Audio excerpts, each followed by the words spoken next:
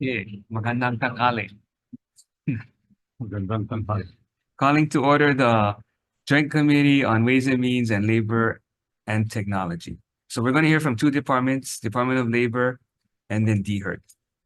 So good afternoon. Good afternoon and Happy New Year, Chair De La Cruz, Chair Aquino, and honorable members of the Senate Committee on Ways and Means and Labor and Technology. Thank you for this opportunity to provide you updates on the department's budget and operations. I'm Jade Putai, Director of the Department of Labor and Industrial Relations. Before I give my remarks, I want to introduce some of the key people who are with me. You can't achieve the successful outcomes we've had without the hard work and dedication. Like prior budgets, this one is a result of many people working collaboratively, and I would like to acknowledge their hard work and valuable contributions. Without their efforts, this budget would obviously not have been possible. Please stand as I call your name. Bill Kunzman, Deputy Director. Lynn Araki Regan, our new Administrative Services Officer. We're fortunate that she was kind enough to join our department. David Rodriguez, our Legislative Coordinator and Equal Opportunity Officer.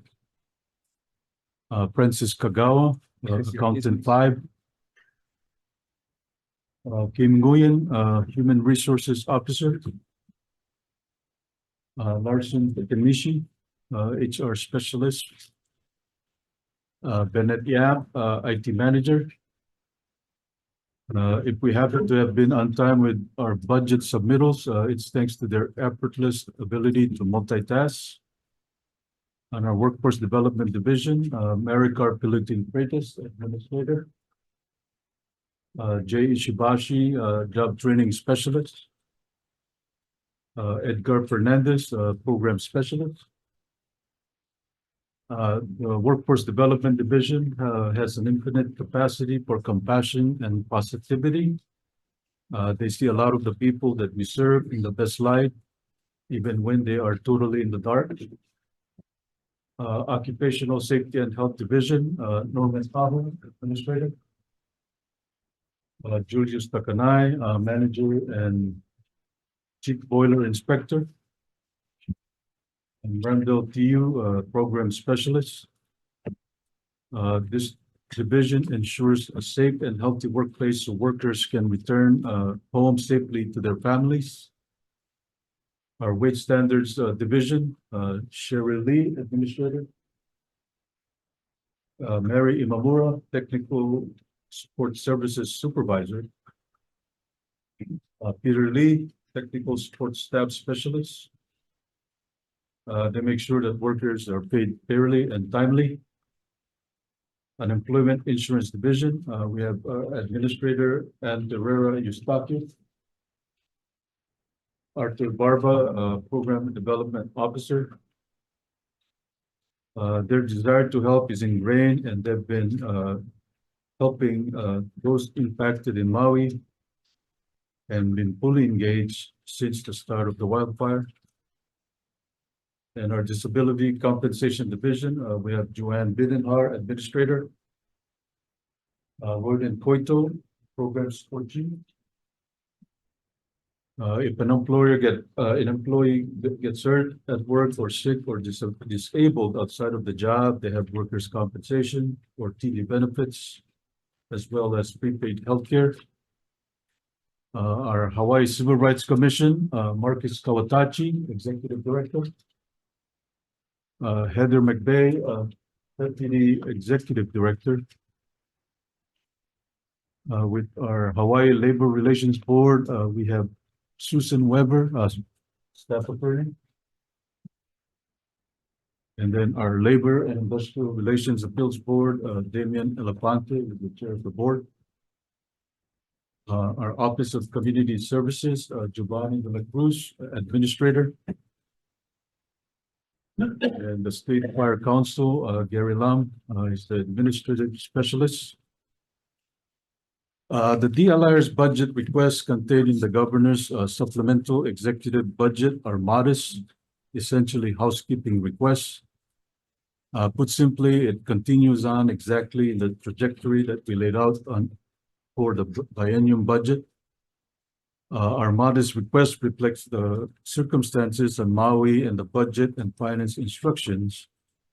And in light of the important decisions you will have to make regarding resource allocation to address Hawaii's current challenges, especially as a result of the Maui wildfires. The DLIR, like many employers, has focused on the challenges of recruitment and retention and responding to the Maui wildfires in addition to our regular operations. Of the 606 positions, we have an adjusted vacancy rate of 12.04%. Since December 1st, 2023, which is not reflected on the vacancy table as they were for the ending of November of last year, we've been able to fill 26 of the vacancies. The department has two major modernizations efforts underway. The Disability Compensation Division is facing in its new ECMS system. The public portal went live in 2023 and currently using ARPA funds for operations. We anticipate $36 million annual cost beginning in the next biennium. The Unemployment Insurance Division has awarded $45 million on November 14 for its modernization project. We have scheduled the UI modernization kickoff next month and projecting an implementation of the new system in the latter part of 2026. Recently, the DLIR has focused on ensuring the delivery of its services to the communities impacted by the Maui wildfires. The department staff, the various disaster centers, and is providing temporary support in the form of unemployment insurance benefits and assistance, as well as for those seeking job referral and search assistance through National Dislocated Worker Grant in partnership with Maui Economic Opportunity, or MEO. In addition, the Hawaii Occupational Safety and Health Division, HIOSH, in partnership with the Occupational Safety and Health Administration, deployed staffing and provided personal protective equipment and safety seminars for private and public sector employers and workers through early October. To facilitate these efforts, the DLIR has conducted outreach with existing community partners and developed new relationships with a wide variety of organizations in the community, civic, religious, ethnic, labor, etc. Relatedly, the DLR's Office of Community Services has provided funding for the Maui Immigrant Resource Center to bolster language assistance in various languages, Chuukese, Marshallese, Ilocano, Tagalog, Spanish, and Tongan. And with the modernization and Maui wildfires, one might think that the UI division would take it easy, at least a little bit. Not the case, though, as they also are currently engaged in several projects supported by the U.S. Department of Labor's USDOL Tiger Team initiative to achieve three overarching goals. One, prevent and detect fraudulent activity and recover funds from fraud. Two, promote equitable access. And three, ensure timely payments of benefits and reduce backlogs. These Tiger teams use evidence-based strategies such as behavioral insights, or BI, to understand how individuals absorb, process, and react to information. BI helps to streamline access to UI programs, improve presentation and delivery of information, foster positive engagement, and help drive compliance. An integral component of BI is researching and testing of proposed user interfaces and acceptance to ensure that intended improvements or solutions are effective and equitably accessible. There are other developments that I could highlight, but I know, Chair, that workforce development, and in particular, and in particular, the Hela Imua internship program is near and dear to your heart. So I'm happy to report that for the period from July 1, 2023 to December 2023, 301 interns have been placed at various state agencies. 18 have been successfully placed in state employment. Cumulatively, there's 525 interns have benefited from your vision. If you were to add the 224 interns that were previously, and 25 total have been permanently hired. We opened the door for the interns. However, we cannot dictate who the state agencies should hire or where the interns are on the DHER process. In addition, we had promising discussions with Dr. Dennis Konen. She's the Dean of Social Sciences at the UH Manoa about the Hela Imua internship program to facilitate the process for soon-to-be graduates to take advantage of the internship program and to explore the vast opportunities available through HiCAN, which uses AI to recommend job listing to job seekers. As there are no clear career pathways for liberal arts majors such as philosophy, anthropology, sociology, arts history, etc. HiCAN is a recommendation engine with the AI that matches the applicant's skill set with the employer's requirement. And we've been working with your office that legislation is needed in order to place interns in the private sector. We are hopeful that once the new legislation is passed, then we will have the ability to expand the program to the private sector. In addition, we are showcasing the benefits of becoming a government employee as provided in this infographic. We know that we cannot compete on salary, but we should highlight what makes state jobs better. The pension plans, the healthcare, etc. There's nothing similar in the private sector. And what we're passing out is what we've been giving to interns and potential DLIR employees. And we've met with the Senate President and Speaker about expanding the Hela Imua with the legislative branch. From those meetings, it became clear that certain details regarding the roles and responsibilities of the interns still require careful consideration and refinement. As such, we're looking at the 2025 legislative session as a more reasonable timeline to start the placement to ensure that the internship program provides the most enriching and positive experience for both the interns and the legislature. It will also allow us to finalize specific duties, projects, and expectations for the interns.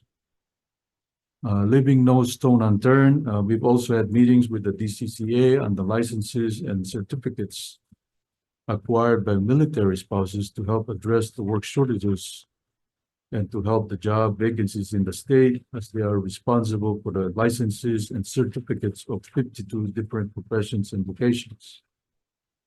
Last but not least, as we need everyone to work, we've also have partnered with LMA, Center Director of the Hawaii Job Force Center in Waimanalo, where they are not only providing livelihoods, but also saving lives and giving hope to strengthen our labor force. Since I became director, the DLIR director, I've signed 740 apprenticeship certificates in both construction and non-construction. The apprenticeship program is a good model for the state to replicate in filling its vacancies because the individual is hired from day one and has the ability to earn and learn to be proficient in the occupation. Thank you for the opportunity to appear before you today. Okay, why don't we start with table 6 then? So you just have 3 items. Table 6. 6. So the first one is a labor law enforcement special fund, 300,000 B funds.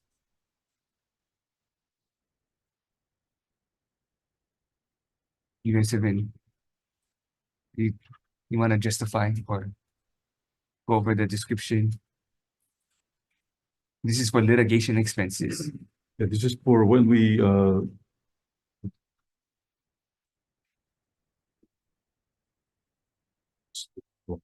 Yes.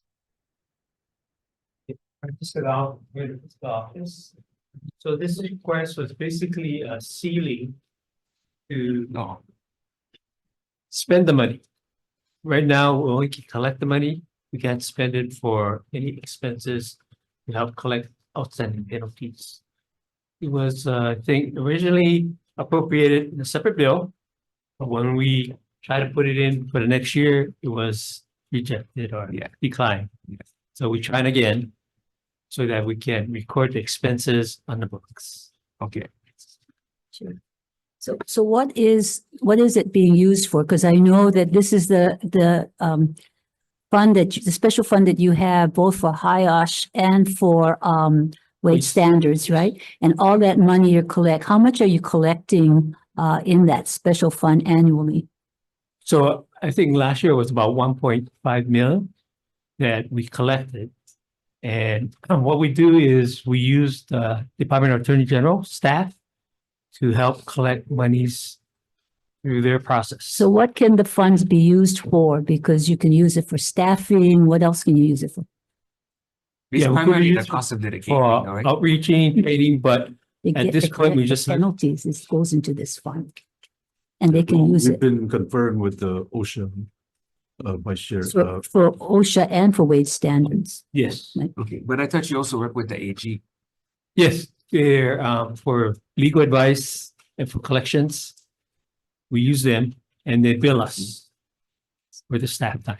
So how much money do you put back into the general fund versus paying for the kinds of staffing or increasing salaries that you might need for HIOSH or wage standards? So I think last year was about 1.5 mil that we returned back to the general funds after paying all the, So you only use 200,000 yes. of the 1.7 Yeah. that you collect. Mhm. That could be used for other things.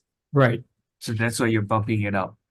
Yes, so what now, but we still just trying to pay for the attorney general staff time. So that's why you need the increase. Yes. So do you have a plan? I know that we've talked to HIOSH on this, but do you have a plan for how you can use those funds more strategically so that you can do more training, you can do more with your staff?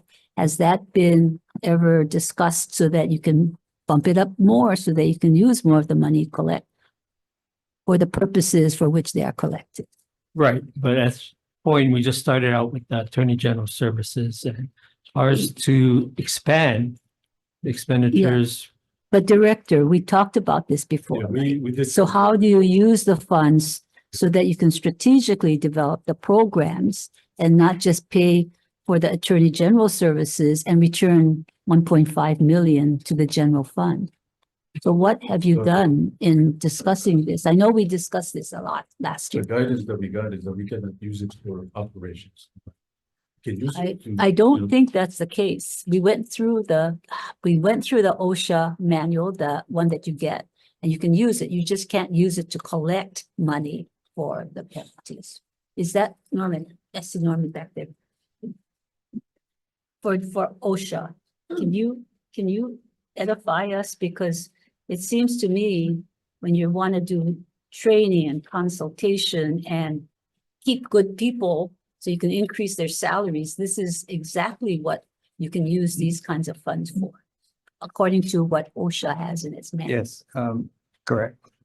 So when we went to OSHA, we cannot use it for enforcement, right? I think we had the discussion.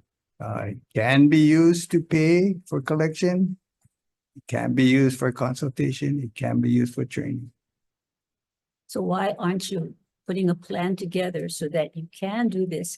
And you're losing all your staff because you're not paying them enough. So that can be part of this kind of funds that can be used for that. Yes, I would At that point, I would have to defer to, I don't control that fund. Director. Well, when we had a discussion with OSHA, they told us that we cannot, can use it for consultation and training, functions. So why aren't you? We have all the decision for consultation. Mr. Ahu, yeah, it's and it's short name. So, but Mr. Ahu is saying is that you can use it for those purposes. So why aren't you working on a plan, increase compensation so you don't lose all your staff? And that you can actually use those funds for those purposes. Are you helping Mr. Ahu do that so that we get good people? Because we're getting people killed on the job because they don't have proper inspection and support. And then you're losing good people because they're going to the feds or they're going to the private sector. So can you put together a plan where you use those funds and not just pay the AG? We'll put a plan. Can you please? Put a plan together. So It's really important that you save our lives at the workplace. Would you probably need to, do you have ideas on how you're gonna be able to expand the scope of your of what you're in charge of to be able to use some of these funds? At this point, as I said, we're not in control of the fund, but if we are to, be proactive and work on it, the thing is you have enforcement and you have consultation. So as Senator says, if you go and consult with them and try to prevent, right, be proactive and prevent them and teach them to do it the right and safe way, then it should lower the requirements for the enforcement side. Yeah. No, yeah. So do you have a plan to do that? Not at this time. Oh, because, so you can develop Can you one and develop present a it, plan We will, yeah, we work with. and we have director presented to the and director. amount that you need, then you raise the ceiling of the special fund to pay for that. Thank you. Thank you. Okay, next one, federal fund adjustment, trade adjustment for training programs. That's, what is it? Ceiling increase and funds. Labor 111.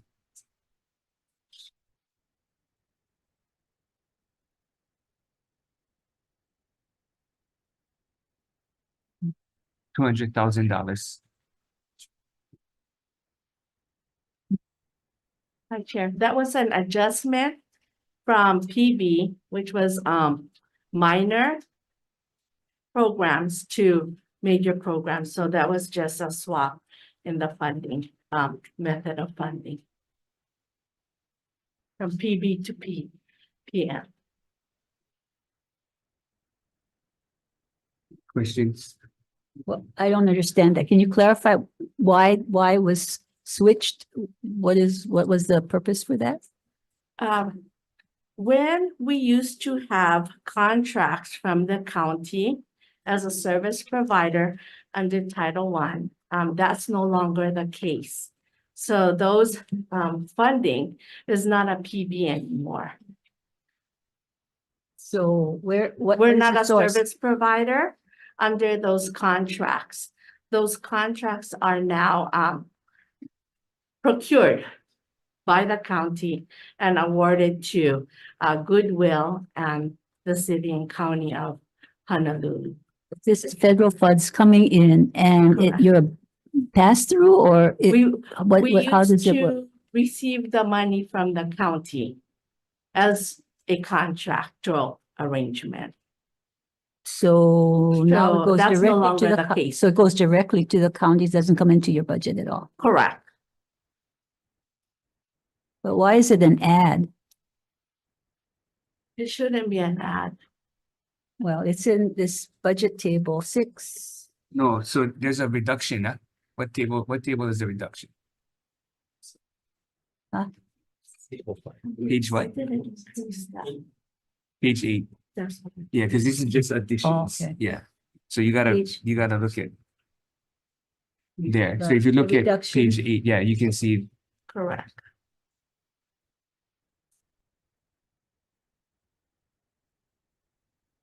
Yeah, that page doesn't tell the whole story. Okay, and then why don't you go over the last one?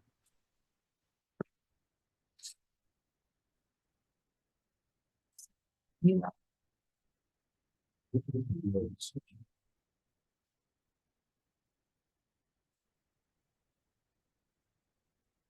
afternoon, Chair, Vice Chair, members of both committees, and Eustachio, UI Administrator. So the 2.2 million is for a program that is funded by U.S. Department of Labor. It's a requirement that unemployment insurance programs now move towards some type of reemployment. So we have a body of clientele that really need to be reemployed, not just receive unemployment insurance benefits.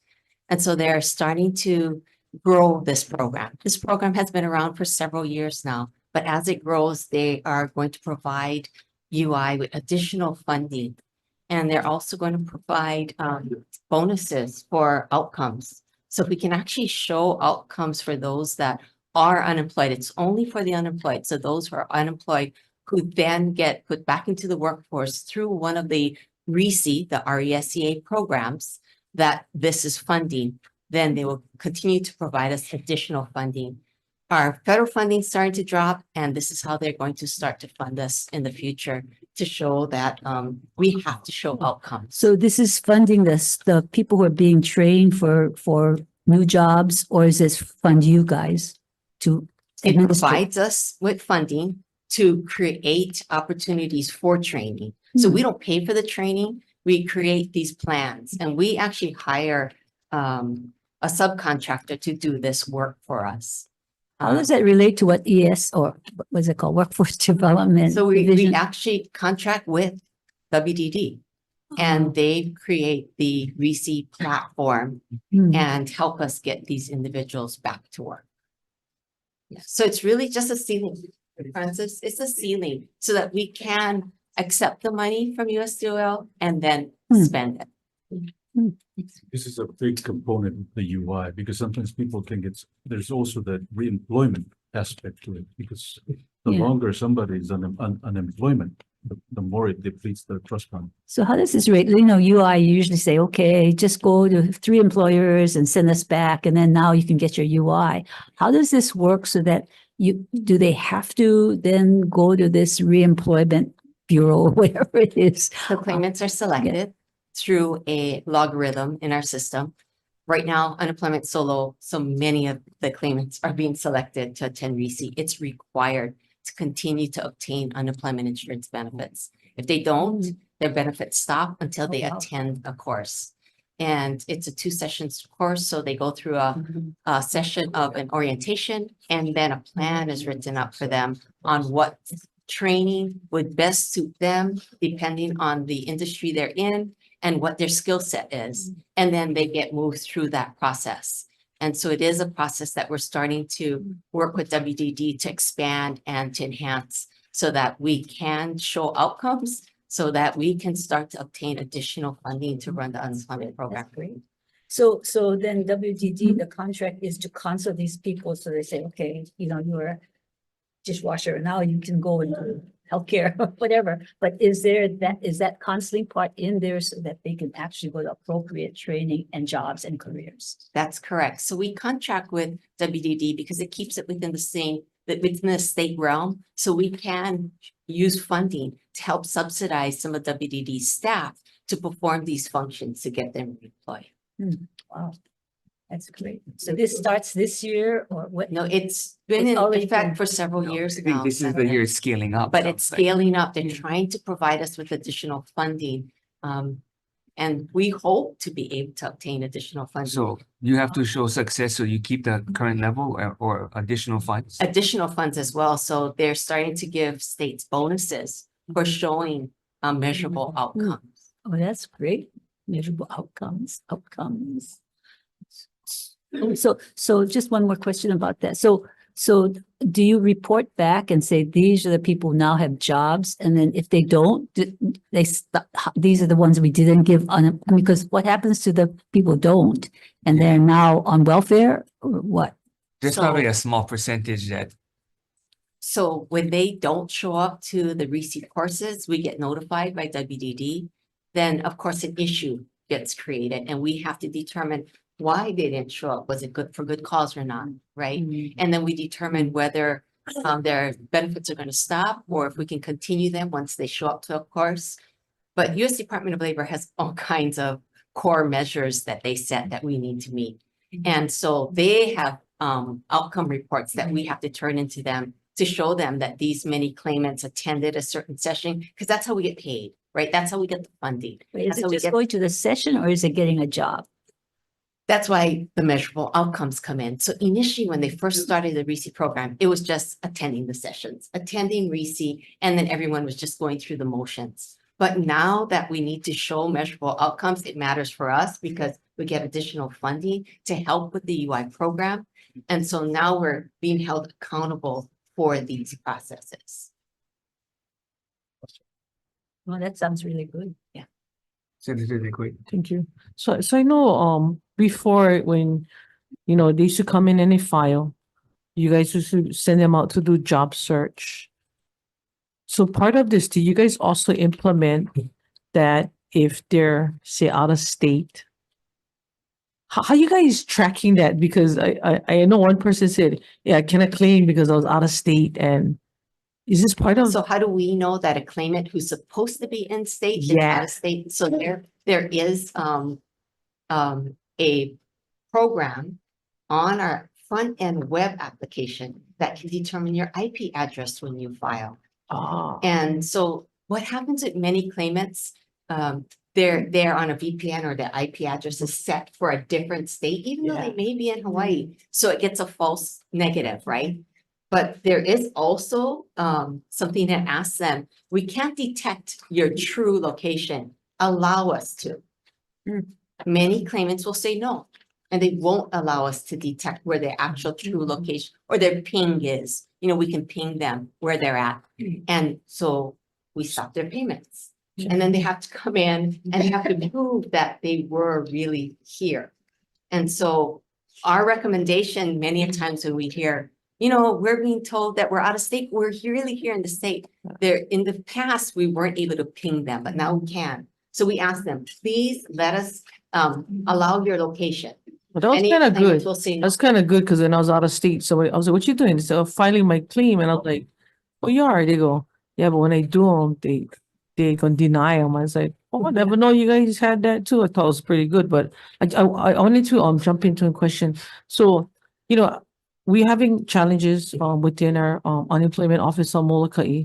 And I guess for a lot of our older ones, they get a hard time, use the computer. You guys ever because I'm looking at the vacancies, how do you guys plan on addressing that? Because, it's important that there's a full-time body in there.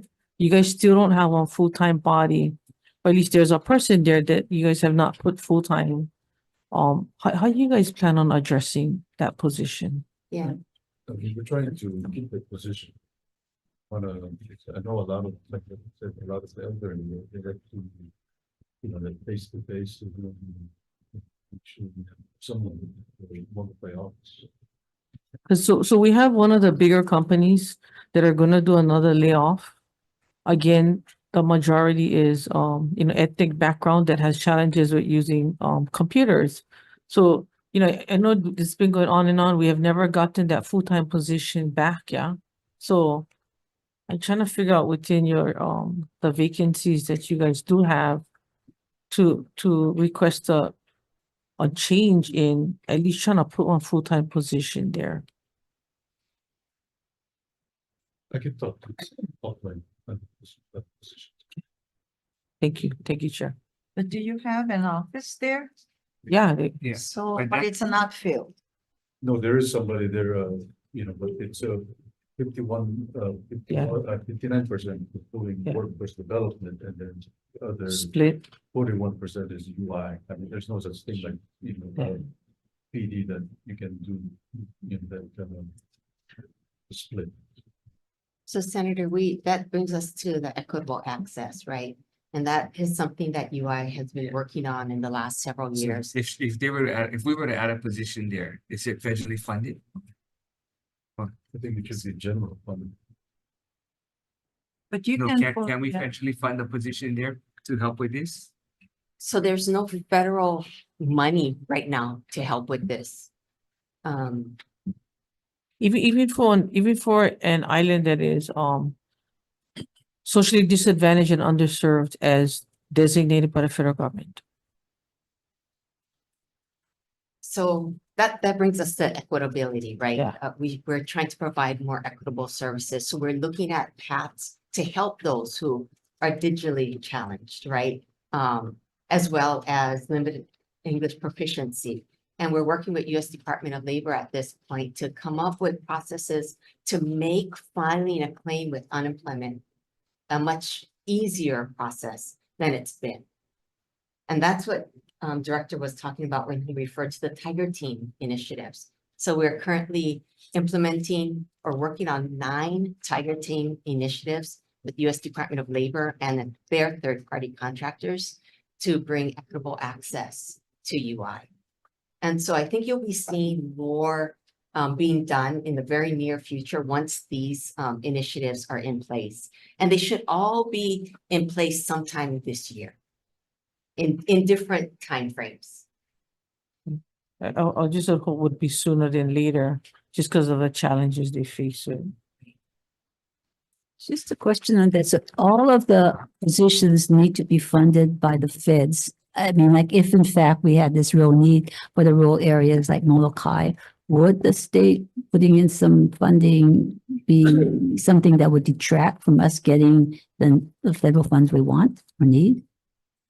Has there ever been some kind of, I don't know, Federal split? funds are mostly determinant on workload. That's how we get our federal funds for the UI program. So for instance, for this brand new federal fiscal year, which ends in September of 2024, they cut our budget by $2 million. Hmm. And when they cut your budget by $2 million, when you have a $14 million budget, that's quite a bit when you're trying to run a full unemployment insurance program. And so when workload goes up, we get more funding. Workload goes down, we get less funding. So it really, and unemployment's very low right now. Unemployment dropped again. The only reason why it was keeping us a little higher is because Maui, right? Maui's been impacted by the wildfires. So we've seen a big influx of initial claims coming in through the wildfires, other than the disaster unemployment assistance, right? But unemployment's low, so workload's low, so funding is low. And it runs on a 2-year cycle, our funding. But it doesn't mean that we can't fund with state funding. It just means we don't have it currently. We don't have that funding currently. I mean, in terms of looking at what the services are across the board, and especially in the underserved areas, like Senator Coit is saying, what do we do so we level that playing field? So even if it goes down, they still have needs. Yes. Even And if that's it- why we're trying to implement the Tiger Team initiatives. So what is the Tiger Initiative? What do you? Tiger Team is something that you had to volunteer for within the Department of Labor. They come in and they actually assess your operations. So they do like an Who audit. assesses? US Department of Labor does. They do an audit of the UI operations in your state once you volunteer for this program. They come in and they tell you what they see that's wrong and why you can't perform like you should be, or how they would like you to with these desired core measures. And they found 12 recommendations and they funded 9 of them. And so with that funding, they're actually paying for us to implement these initiatives that we don't have funding for, and we don't have to use our basic base grant for. And so we have embarked on these 9 initiatives, and January was a kickoff for 4 of those 9 initiatives. Can you send us a list of those in things that you have in the funding? Director does So- have them, yeah. Because then it would be good to know what you're getting additional funds for, especially if it's looking at equitability. across the Right, state. right. Yeah. Does that include a timeline to Yes. address the issue? There's a timeline for each of the, so the Tiger Teams was primarily built by USTO for what they call quick wins. And for me, a quick win is more like a couple weeks, but their quick wins is a couple of months. But yeah, they're all quick win initiatives to help improve equitable access to the UI system. And then we also got our equity grant, which was $2.3 million. And that kicked off as well. So we're working towards using that 2.3 for our equity grant. Senator Kidani. I'm curious on your table 22, page 56, which is RE page 60. Your first position number 120448, employment service specialist 5. I'm curious, does the feds allow us for you guys to do teleworking on most of these jobs? I believe that's a WD, I'm sorry, Senator. I believe that's a WDT position, but the feds don't tell us what, for UI purposes, the feds don't tell us that we cannot do telework. Because, one of your process to evaluate job performance is the quantity, timeliness, and quality of reports, draft policies and procedures, desk and field monitoring, and provision of technical assistance and training. So I'm just wondering how you do desk and field monitoring if they're teleworking. Yeah, for UI purposes, we have really strict core measures someone needs to meet. And so we don't have any clickable counts, like someone clicks on a computer, because the feds don't care. They want outcomes, right? And so all of our individuals who we do allow to telework have the ability to have outcomes on their performance. Like, how many audits did you do? How many issues did you complete? How many referrals did you make? How many did you place? So we can do that whether they're in the office or outside of the office. But there's some unemployment insurance positions that are greatly different from that, right? Like our frontline staff, right? We have that face-to-face, that interaction one-on-one that we can't allow them to telework, because the type of job they do, they need to be face-to-face, and there's no real clickable outcome count for them. Okay. Training for those people.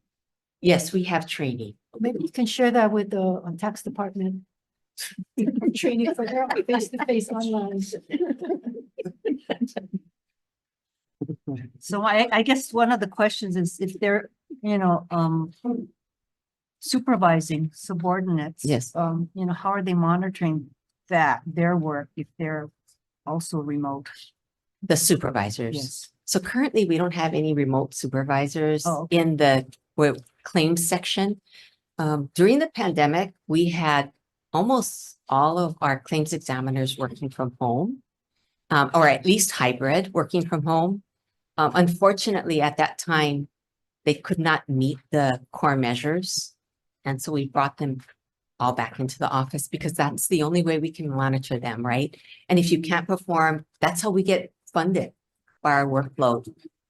So it's pretty strict. Our telework and hybrid for UI is kind of at a higher level, because we have actual outcomes we have to measure. Thank you. Thank you. You had a question? Yeah. So in your budget narrative, you state that the state's unemployment is a very low 2.9%. However, the labor force has remained steady. With the situation, the state and other employers are clamoring for workers. Is the University of Hawaii and our community colleges graduating enough students in critical shortage areas of the labor force, such as healthcare, education, construction, and state government? And do you anticipate the need for employers to import workers in areas such as construction and healthcare?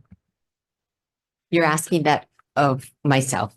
Senator, I really don't know if UH is putting out as many applicants as Which needed. division but work with? That would be more of the workforce development division. You can answer that.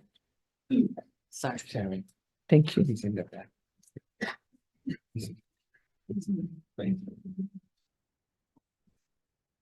Senator, I wouldn't know the answer to that question, what you were just putting out.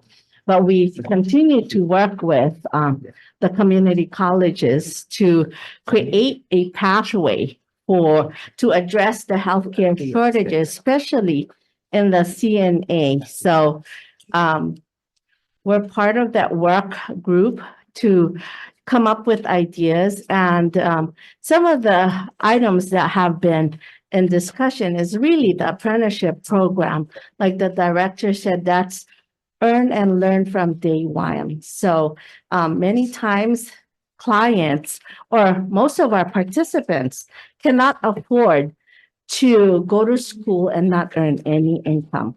So that's really a way for them to get benefits from day one. What about in the farming area, in agriculture? I mean, there's a lot of hiring going on. Of course, I'm gonna say it, people doing them for cash. And you have these farms that are trying to be legit. And I haven't seen that growth. I mean, it hasn't been the life that people want, even with the technology available. Do you guys see? I mean, I know before workforce development would provide stipends, and all these other programs. Is that something you guys also are looking towards, within federal government funds or? For it's called one of our unfunded mandates. We have the Migrant Seasonal Farm Worker program that we work in collaboration with Maui Economic Opportunity to provide outreach to ag workers to ensure that they're familiar with the services that's available to them and really to reduce the possibility or exposure to abuse. So we do have our staff that provide outreach to the migrant seasonal farm workers. So has it increased based on what you guys providing? Because I am well aware, I think there was $20 million that came down. So the outreach was to try and get some of these guys on board. That was in relation to the Maui wildfire. But it also, I wanted to know, within some of those funds that did come down, did it increase some of the farm workers? Because I know it's been heavily impacted on Maui, especially upcountry Maui.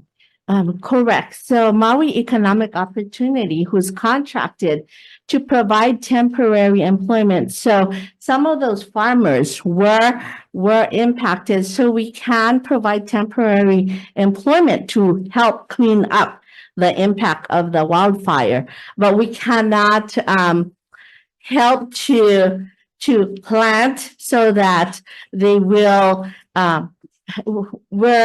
we're torn between the profit versus the cleanup. So we have to be in alignment with the federal requirements for the grant, which is really to provide cleanup so that it helps facilitate for the employer to continue the operation. Well, kind of looking more towards the labor force of it. Is there funds that help them to offset the labor force? Would it be on apprenticeship program with the commitment for them to hire full-time after the 6 months? You guys No. used to run? You're talking about, so if the employer Yeah. would get some funding to hire somebody. Yeah, because workforce used to do them. They used to have a program that you guys would run them for 6 months, that you guys would pick up, I think, like a third. Okay, you're Oh. talking about, okay, that really still exists, Senator. So it's called on-the-job training. So that funnels through the Title I Workforce Innovation and Opportunity Act that goes through the county. So of course, those participants that serve under the grant still have to meet the eligible criteria under the federal guidelines. So if an employer, it matches with the skill set of the individual and that individual want to pursue that kind of occupation, then we would reimburse up to 50% of the wages. And that's really to defray the extraordinary cost of training the new employee, because we understand that's a investment that the employer has to make. And so we don't want to give them a negative by hiring this new person. So we help to defray it's called the extraordinary cost of training the new employee. And that would be not just for farming, but for For all companies in general. Yeah. Okay, thank you. Thank you. So with that said, then the request that the senator from Molokai is asking to at least, fill your position at the office, would that help? does she have to go then to the county for that, the use of that funds for the position? No, how does the employer apply for that program? They would go through the American Job Center. So that, those are two different criteria, I think, Senator. Oh, okay. One is the employer hiring the Right. person. So the federal grant would be used to reimburse, to offset that. The Molokai employee is a state Right, employee, right, so we can't reimburse ourselves. Senator Malawaki? Yeah, I'd like to go back to the Hele Imua program. As you know, we have the 4,000 vacancies in the state, and I think in 2022, we gave you 5.3 million and 7 positions. How many of the positions have you hired? The 7 positions? The 7 positions that That all we of you gave you. provided Hele Imua. were really not, 2 were for the apprenticeship program. So we continue to recruit for the office assistant. The last list we got 79 on the list, and that resulted with 0 hire. At the next list, we got 37. So you have 5 vacancies of the Right. 7 we gave you. So the one is hired, one is an 89-day, and the other position we continue to recruit for. So how are you standing up this program if you have only 1.5 staff? We continue to multitask between all our other programs. So, as you know, the workforce development operate many programs, and our core mission is really to ensure that our job seekers are well equipped with the skills that employers require of the workplace. So, the Hele Imua is just one of what we call the work experience. We also have work experience in But all the our internships, how many have you actually served? I know you had 300 to DOE, but that was separate.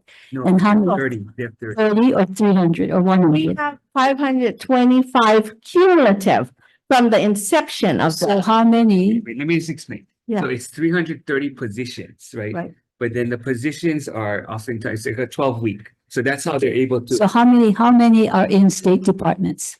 520. So what departments are they? Can you give us a We can list? give you a list. And how many were interns? Yeah, so it's 330 full-time positions that are broken up into 12-week segments on the 300. Then you have the DOE who took their 30 positions and broke it up even further. And then you have what the results? Do you have exit interviews? So you know, did they go into state jobs or are they coming back to state service? Something so that we can evaluate the effectiveness of the program? Well, I think, as the director initially said, Senator, we have no control of which agencies are going to hire. They still have to go through the DHERD process, which we don't have a control over that. So we can continue to provide the internship, helping and assisting them in that So this process. is where we have to look at The working with coordination. DHERD to see if the initial hire of the intern is on the list. And then from there, you can start to get them into the pipeline. So have you- But if the internship is not, I guess, a list program, then they can. So that's where DHERD and Department of Labor have to. And did you give them the 1 or 2 positions? Because they need to stand up their program to have a glide path into state Yes, Senator, service. we did. So do you have you give them The 2 positions? One position. 1 position and it's in their shop, not through you. We provided computers and what else did we had? Okay, so With there, a computer for okay, that stuff. because we're going to circle back because it's an important program for us to get our vacancies filled and know which Oh, it's departments. 2 things, like I said, right? The bottom line is reverse the brain drain. That's the bottom line. Then the 2 components, help the state recruit. The second part is to make sure that we create work experience for the private sector, for IT, ag, whatever the case may be. Because if we're trying to transition to CTE and AA, they need work experience. Which I think that's where some of these things have to go in the long run. CTE, AA, the internship, they get the job. So one more question, the Tim scholarship for the 4 students, what happened? Where are they? Oh, no, that's awarded. It's awarded, and then is there any results from Oh, that? yeah. Yeah. They're in school. Or They're in school. So Yeah, because it they're only finished. started recently. I mean, it's a new, I think only the second class that started. So they're still within their 4-year, they haven't graduated yet. So once they graduate, then we can see if they actually got a full-time job locally. And you guys can correct me if I'm. No, that's correct, So Senator. these are hired, or what does this mean? Interns hired? They just had interns, but what happened after, you don't know? No, So because they have to apply like No, anybody no, I'm else. talking about this. Yeah, So DCCA or DLNR or HHS. Those are the agencies that have decided to hire the They are intern. hired Correct. of the 300 or 500, 354. And that's one of the reasons why we developed that infographic is to, to market, working for the state. Because if they're just looking Yeah. at the salary, they'll be able to compete. But if you look at the total package, so hopefully they will. what's the first year the program was established? The first year was July 1st, 2022. So this is, we're still only in the second year of it. So that's where we're still learning a lot. That's why there's a couple bills to help tweak the program to allow the private sector to have access to Hele Noa. We got to work with DHER to make sure that the interns are basically on the list so that they can be on the internal list for the initial hire. I mean, there's things we have to do to tweak the program. Yeah, I'd like to see better coordination so that it does have a glide path into state service. Thank you, Chair. Okay. Oh, Senator. Oh, 1 second. Thank you, Chair. Yeah, I don't know what topic we was on, but that's okay.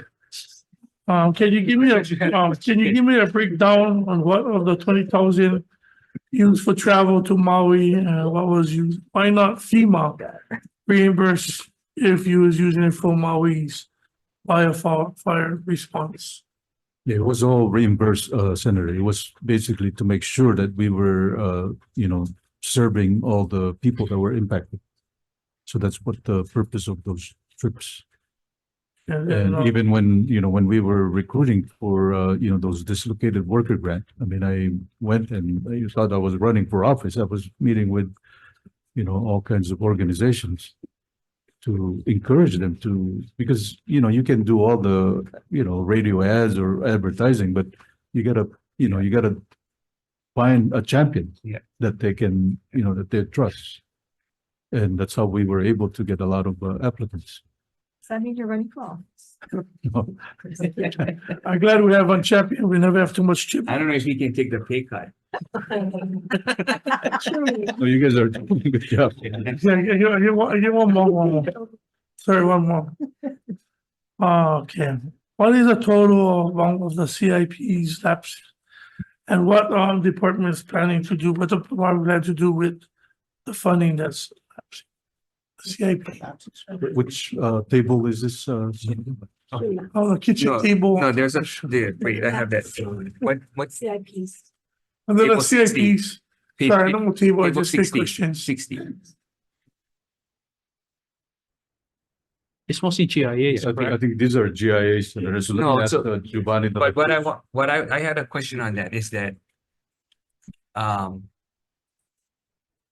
BNF went into this whole process of lapsing with DOE and Yes. DLNR and UH.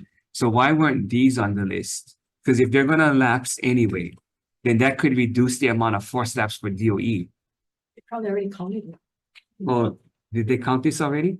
I'm not sure, Senator, this- but these are, laps. No. Was it on the forced lapse list? These are the, chapter 42 have laps. Yeah. So when those, fund lapse, we assume they just return back to the, general. Yeah, but it lapses when? This year, right? Yeah, I believe so, Senator. Yeah, so even the same thing, lots of the DOE projects lapse this year, but they still put them on the forced lapse to give them extra 2 months. I mean, that's not necessarily your guys' problem. I mean, I'm just wondering why BNF didn't ask you guys to hand over a list if you were planning on doing any lapses. Because they lapse when? July 1st, June 30. Yes, sir. Yeah. June 30th, 2020. So if we ended up force lapsing, it would just lapse a couple months earlier. These are, these lapse based on their period of performance. The CIP, the No, yeah. CIPs, yes. Yeah, but Like, from we the give them- BNF perspective, this is all bonds. But no communication with No, BNF. no. What is the total? I don't have the total top of me, Saturday. Okay, so. To the meetings. Yeah. And yeah, we would just have to add. But Can just- you yeah, do a quick you math? can provide an Excel, Senator, if I have the Excel in front of No, me. they we they just- can do a quick math. Yeah, okay, Yeah. thank you. Senator Kim. Yeah, just a question on your vacancies. It says here, UI will hire when funding becomes available. And there's a lot of ones like that. So are you folks asking for the money or what are you waiting for? What funding are you waiting? Yeah, those are federally funded positions, Senator. Okay, so, If we get the, if we get the funding, if we get grants, then we fill the positions. so right now there's not in the pipeline to get these funding? They don't have funding. That's why they're not filled. So all of those positions are all federal positions that is unfunded at this point. How many of them are there? How many? There's know how about many? 174 positions. How much? 174 positions. Federal funded positions. Federal non-funded positions. I don't know. Yeah, you know what, but they're looking that up. They total 5.4 million force lapse. Sorry, was that? 5.4 million. Yes. Hi, Senator. All of the vacant positions right now those are all federal funded positions. And that's the grant that we get on workload. So since workload has dropped, they cut our funding by 2 million. So we can't hire right now. So as soon as workload goes up and we get additional funding, then we can move towards hiring again. And that's a really hard balance to keep because you're not gonna let employees go, right?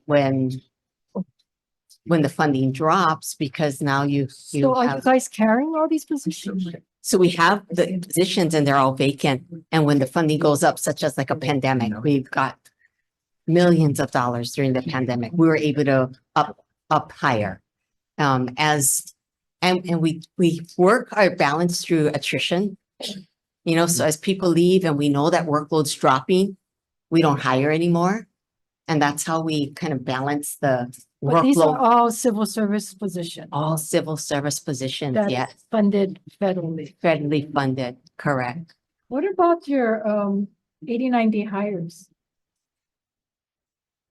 How long, I mean, you don't tell us, we asked for the line, describe the field, the number of 89-day hire appointments.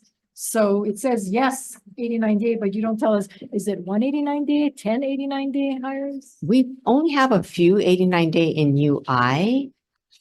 Well, I don't know And- about UI, but I'm looking at this, Oh. and there's a number of, We do, Senator, there's a column called number of 89 hire appointments. yeah, but it's blank except for one. Yeah, except one. So everyone, all the yeses they're only on their first 89-day hire? I couldn't There's- speak for the other divisions, sorry. So just a quick one on the federal Wait, funding. he's still trying to. Okay. tell us. He's still looking. Wait, Yeah, only one that states one, but the rest is all blank. There's one more that I saw, but going back to those vacancies, Senator, those are like insurance, that in the event something, bad Understand that. happens, and we don't have, because it takes a while to go and I understand. establish and create a position, so. we But have on that. the, okay, but on the 89-day hire, is it because you couldn't get a permanent position? Is it because, and is it your intent to hire them permanently after the 89-day hire? Or are these retirees or what is the? Well, it depends on the person. Usually sometimes, in order for us to do the work, we hire retirees, but they don't wanna become permanent because they don't impact their retirement. So so we just bring them in to get the work done. Okay, can you just go back to us and tell us how many appointments these 89-day hires are on? Because I know like in the AG, they have somebody on for 10 years on 89-day hire. So Director, you had mentioned that the vacancy report is actually obsolete. You guys filled a number of positions. Is that correct? Yeah, there were 26 positions. Okay, so could you provide the committees with an updated vacancy report, table 11, please? Yeah. Okay, we'll do. Okay, thank you very much. On the federal money, how much percent I want you get that for the vacancies and for the positions you guys have? Because is that a global, I mean, a state thing that everybody shares funding? Reason why I'm concerned is because, again, we just watch in the middle of nowhere, and it seems like we always not getting what we need to service our people, and our population is not shrinking. So I just wanted to know, like, what is the percent that Hawaii is getting on these federal funds? For unemployment insurance purposes, Senator, it's not on a percentage basis. So what they do is they look at our workload and they look at what we call MPUs, minutes per unit, and they determine how many actual workload issues have been completed compared to every other state. And so U.S. Department of Labor gets a bucket of funding from Congress for all of labor initiatives. So not just unemployment insurance, right? But all workforce initiatives. And then they have to provide the funding of that bucket to all of the employment service within the U.S. Department of Labor. And that's how they distribute their money. Thank you, Chair. I have a quick question, Director, for Workforce Development.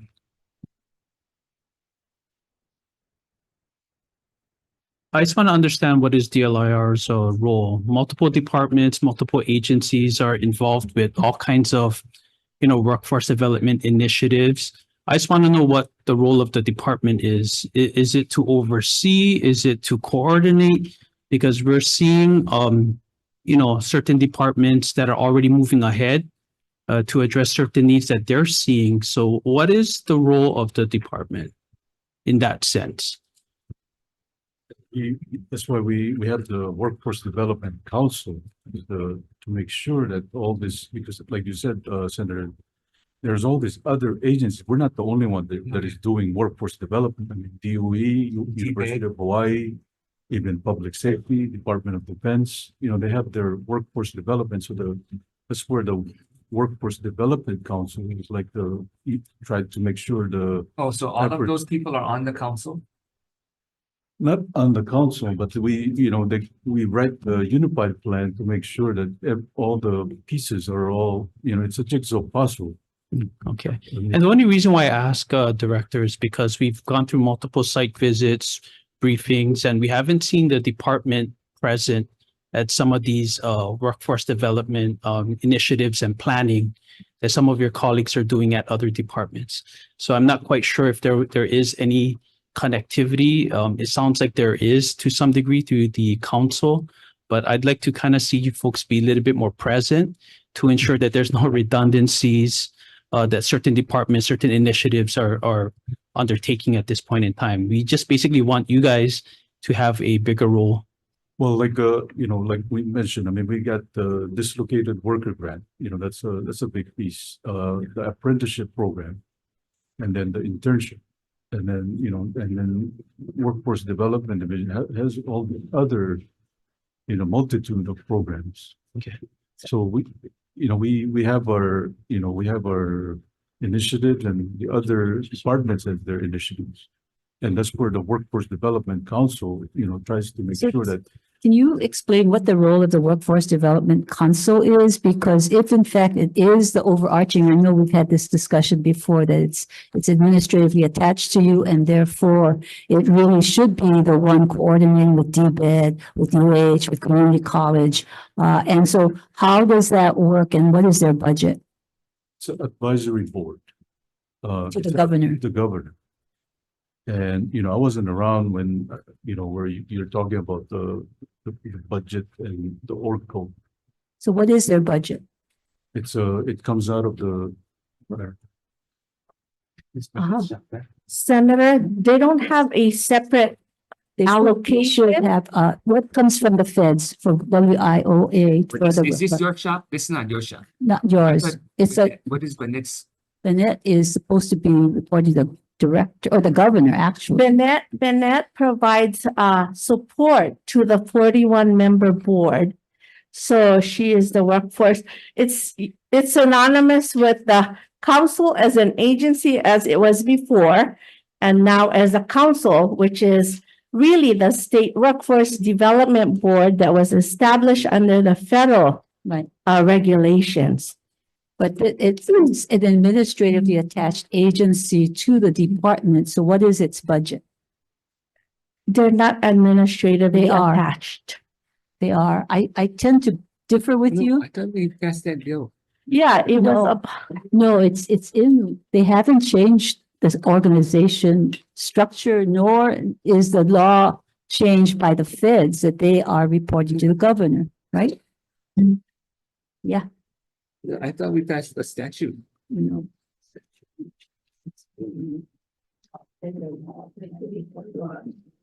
Deputy Klinsman, so you folks did reorganize it under the Workforce Development Division in the budget in 2021 without changing the statute. The statute is not changed, nor is the Correct, but- federal law changed. It's not changed. But the budget changed the So the organizational budget structure. will be changed to reflect this independent He's saying organization. that the budget structure already changed. The statute did not. Correct. But in fact, what he's saying, what the director is now saying is it's a workforce development council that has all these members and they look at bringing in DBED and UH and DOE, not Department of Labor. They're doing dislocated workers and employment service, the Workforce Development Division, but not the larger picture of economic development and the So labor, what do you want? that it be administratively No, attached. so then introduce. a bill. Yes. There is already in law, the state law, No, but you could introduce but I it have to one, clean I it have a up, bill. to clean it up, Yeah. to reflect what's in the budget. We did last year and. But I thought there was one. Yeah, there is one. We will clean it up because it really should be clear that they are independent so that they can advise DHS, DOE, UH, as well as Labor Department. So I think that it's really critical to have that kind of overarching council. Thank you. So they're an advisory council to the governor, governor. yeah? Right. So that's why it's administratively attached and not within WDD. And it's Well, the clear. funding that comes down is for the populations that WDD serves, the adult Right, but it's, dislocated but worker. their role is above WDD and the Labor Department because it has UH, DOE, it has DBED, and that should be really clear that that's what we need to have in this state is Yeah. economic development. I think it's more than just that though, because there has been conversations about maybe the director of labor and DBED director should be ex officio on Board of Education. Right? They should be ex officio on Board of Regents so that you can, and then vice versa. DOE should be on all the economic development boards. So there's more. So that we have to force this conversation to occur because it's not. But there is a bill, and it's a bill from last time that's being reintroduced. Thank you. Okay, any other questions? Yeah, go ahead. I had one more. What Okay, did, 'cause the DHERD staff, they all finish at 4:30, so we okay. we don't. Nobody on, Okay. nobody on TV, random people. Okay, go ahead. What is that? Okay, what did the department do with the federal funds totaling more than 500,000 that was for Ukraine and Afghanistan? What is the table, cutoff?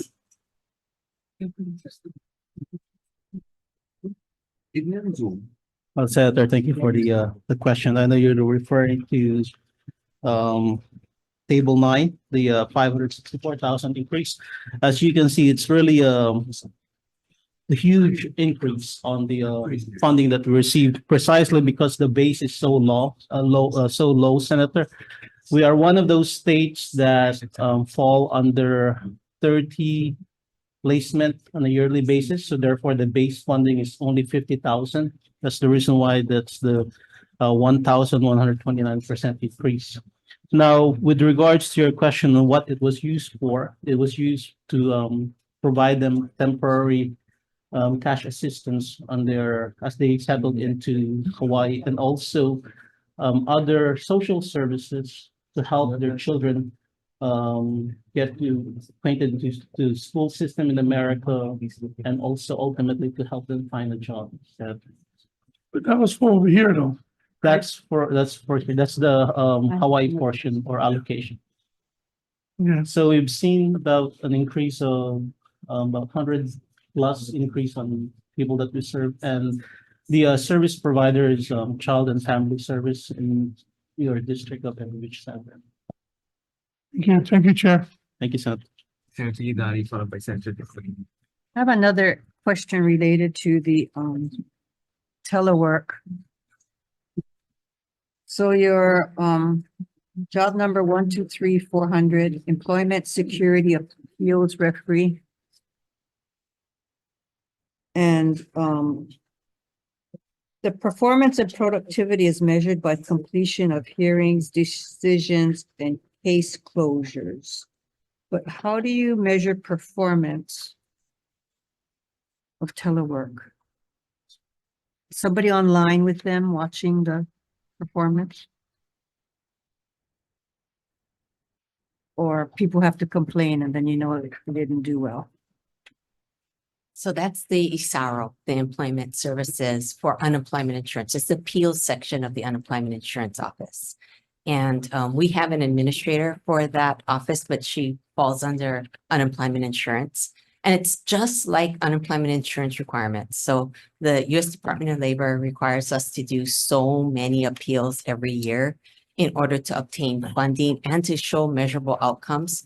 So if they were to telework, then they also have to show outcomes. If not, they would be called back into the office if they're Well, not. it's not if, it's a full-time telework position according to your table 22. Oh, that one position, yes, she works full-time teleworking. Yeah, And so, she is meeting all of her required measurable outcomes that U.S. Department of Labor requires. okay, but how do you measure performance by telework? I mean, to see how they're, It's her completions of appeal cases and but that doesn't measure performance. I mean, the performance in measuring completions is one thing.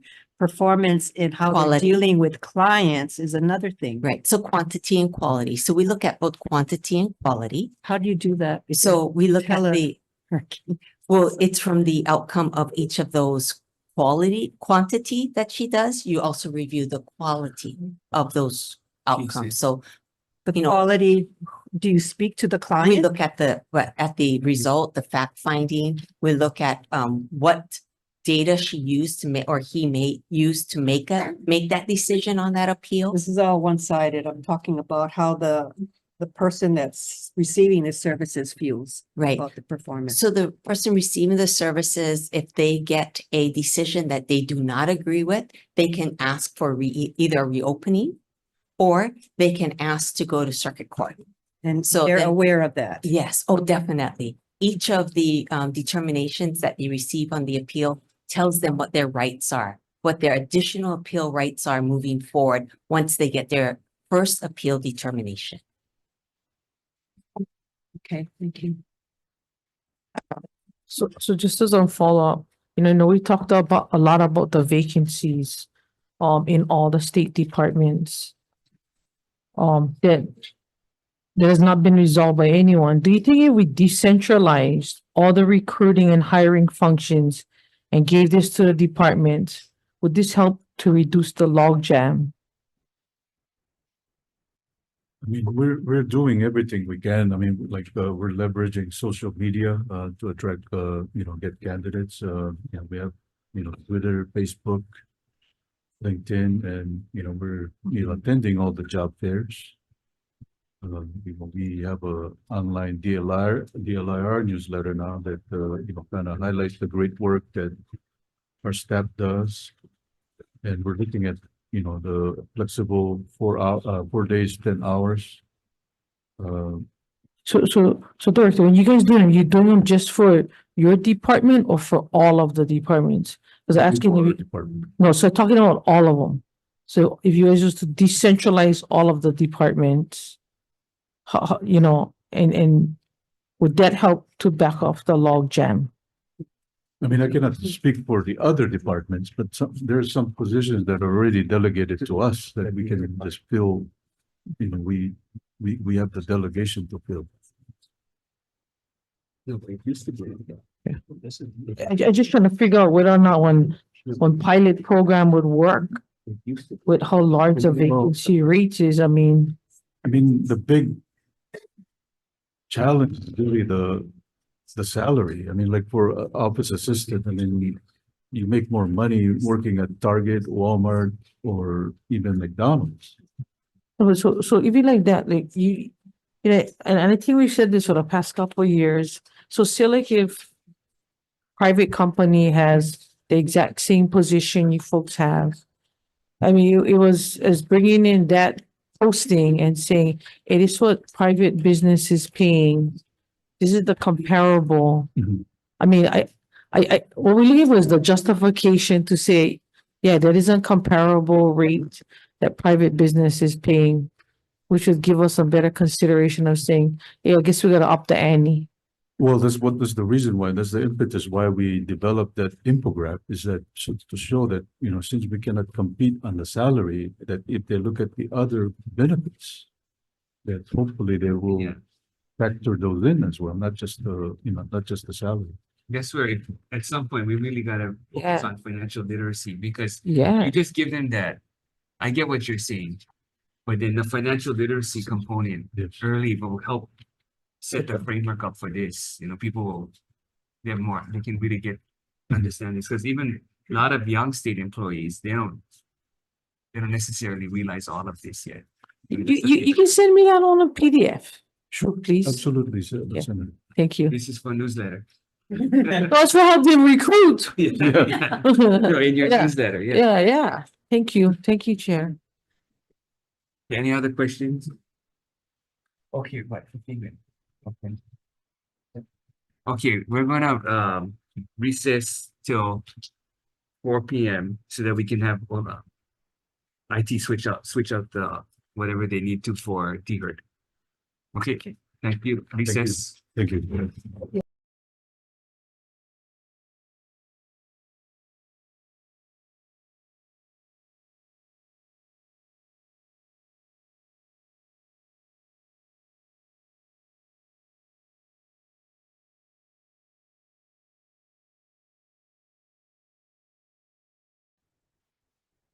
Okay, reconvening the Committee on Ways and Means and Labor and Technology. So next we'll hear from Department of Human Resources Development on their supplemental budget request. Good afternoon. Good afternoon, Chair Dela Cruz, Chair Aquino, and Vice Chair Moriwaki, and members of the committee.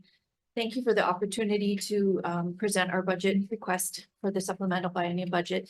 My name is Brenna Hashimoto, Director of the Department of Human Resources Development. So we have 5 budget requests. I'm just going to run through them You quickly. wanna introduce? Would you like me to introduce my team? I think the team. Okay. Sure. So on this side, Jennifer Mori Kilby, she's the administrator of our Employee Claims Division. Next to her is Mark Togashi, our Administrative Services Officer. Then Heather Ching Manzano is our Staffing Division Administrator. Eric Nita is behind me, our Labor Relations Division Administrator. Raynell Yee is our Employee Relations Division Administrator. Behind Raynell, all of you know Ryan Imani, Deputy Director. And then Doreen Corona is the manager of our benefits branch. Behind Ryan is Darcy Maishiro, who is the head of our classification branch. And behind Darcy is Corey Dido and Kevin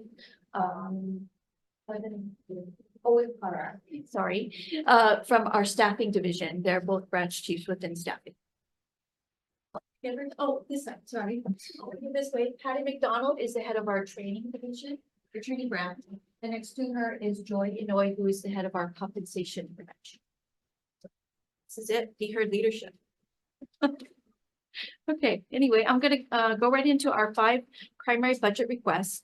Starting off with HRD 102, we're asking for an addition of $79,896 for a second year funding for 2 positions within our classification branch.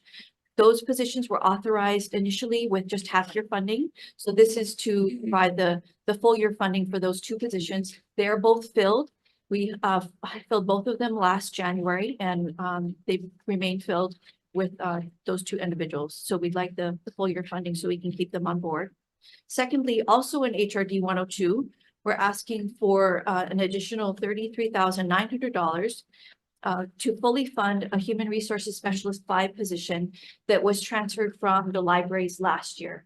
So libraries transferred responsibility for managing all of their workers' compensation claims, but the position that was transferred to us was at a much lower level.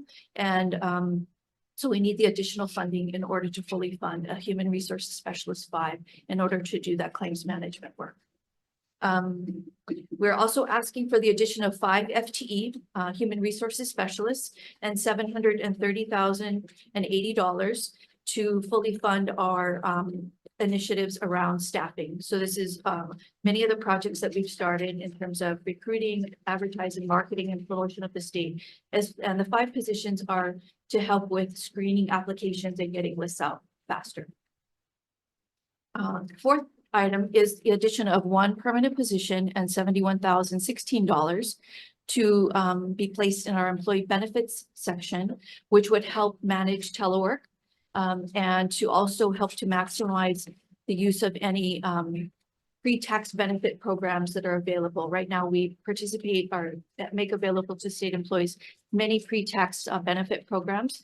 And the realization of that is upwards of $10 million savings to the state through payroll savings. So we'd like an additional position there to make sure that we're using all of the programs that are available through the IRS code. Lastly, for HRD 191, we're asking for a fund of $25,000 to enable to our employees DHERD training, our DHERD employees to provide training and memberships. So this is important to make sure that our own employees have the kind of training that maintains their expertise in this area. We find that, obviously the departments rely on us for our expertise in human resources management. And so it's important that our employees have training opportunities and are able to put what they learn into practice.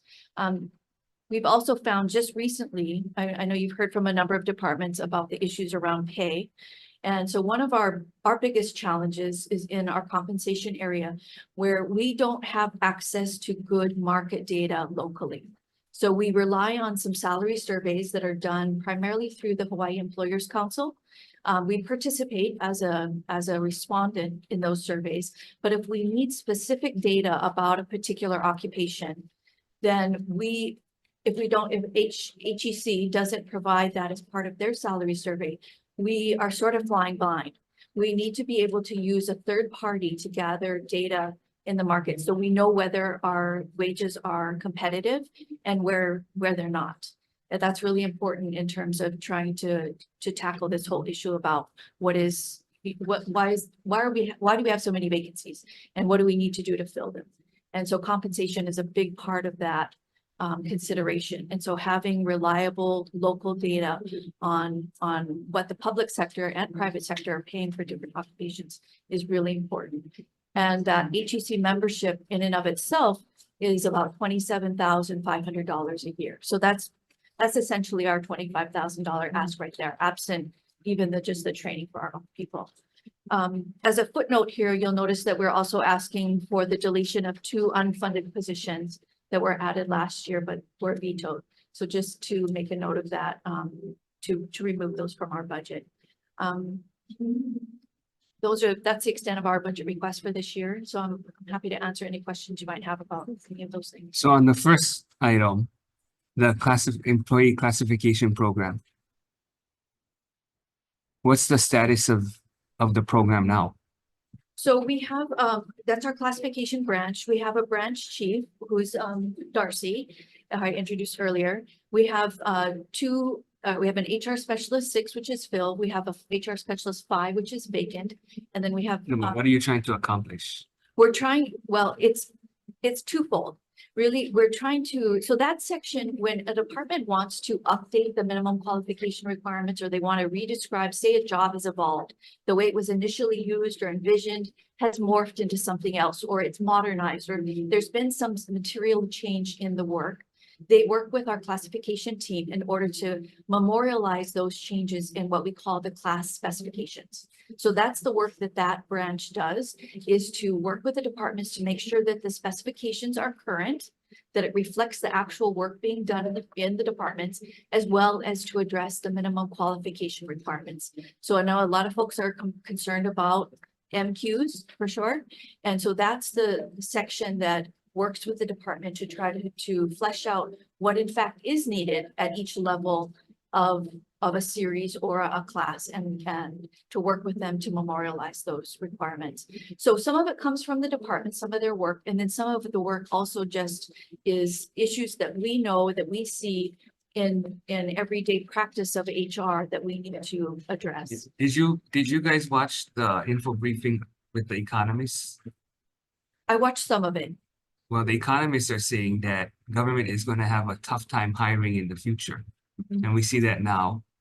And I'm not sure that DHERD is nimble enough to really respond to what the economists are saying, because department after department, all we see are more vacancies, same problems with hiring, long timelines. Right.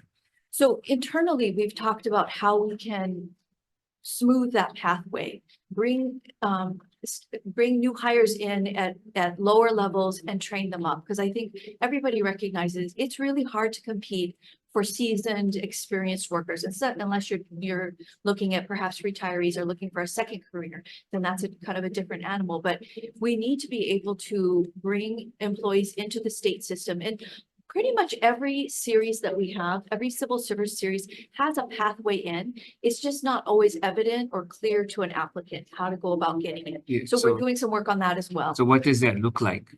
So several things. One of the projects that So Darcy and her team- but what kind of job could you explain to us right now, saying, look, this is the job we need to fill. So working backwards, these are the entry level we're going to create, and this is the lower qualifications. So- which one specifically could you give us as an example? So one of the big ones is office assistant. I think you hear that from all the departments. We have about upwards of 500 office assistant vacancies. And I don't know that we're ever going to be able to fill all 500, but I believe that that's a population that we can really target with the high schoolers, get them into the Well, we state had that system. program that I told you about that we started during your Right. predecessor's time. Right. We had and two it- classes, one at Waipahu, one at Lelahua. Right. Unfortunately, I don't know what happened there, but we actually didn't get any applicants out of that program. So I think they had the choice. The applicants could either get college credit or they could use that as a substitution for experience. We didn't get any applicants from that pool. So There we was need to only one rethink it. cohort during COVID. Right. So what can the department do to improve the program so we can get it started again? We can work with DOE. We need to work with DOE and we need to work with UH to offer the curriculum. So So you're telling us that's the way you're gonna do it, but you haven't started yet. Yeah, no, we have not started yet. So what you waiting for? We're just trying to get a handle on our staffing and getting our people up and running. I know you've heard from many departments too, that they're waiting for lists. So if I divert staff away from trying to get the lists out and get caught up on the list, then, we get complaints on the other end. So I hear you, that's a priority for me and we'd like to see it happen. We have plans, we're just trying to get a handle on some of our backlog at the moment.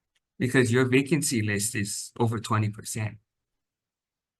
Yes, it is, but okay, so when I became director, we were a staff of 60 and we had 30 vacancies. Today, I checked this morning, we're a staff of 84. So we filled 24 positions this last year. Yeah, but We have most a of whole it, bunch some of it was what? Exempt. No, yes, some of it was exempt, some of it was ARPA project positions. We have 11 total positions. Right now, we have 3 vacancies, but we have 2 that are starting next month. So even with that, we filled quite a few civil service positions. All of our positions are under recruitment.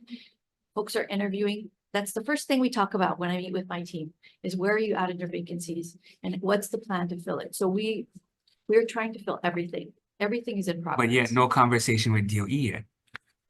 We have had some just initial conversations, but not anything specific. And you're okay with that?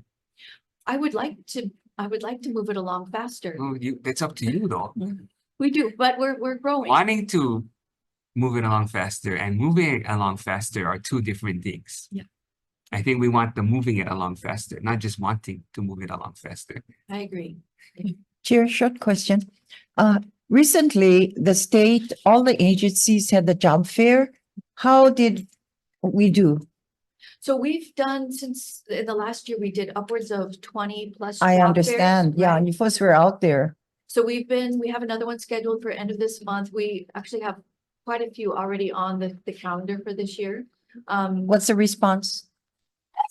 I don't know specifically how many applications we got. The one that we did most recently was at the convention center with DBED. That one was targeted towards engineers, IT professionals. and Specific, event. yeah. And we actually piloted doing screening and interviews on site, and I thought it was terribly successul. But where are you in looking at the MQs and changing that from bachelor's to CTE or AA? So we have, we've already done IT specialist. And it's not so much that we're changing it, we're just rewording it so we emphasize the experience part and de-emphasize the degree. So the degree is still there as a substitution. But if it's not necessary, then why do you have to leave it in there? It's a substitution. So if you have a degree, then it equals so much experience. So there's lots of, with almost every civil service class Yeah, that but works, that's not how there's everybody's different reading it. pathways.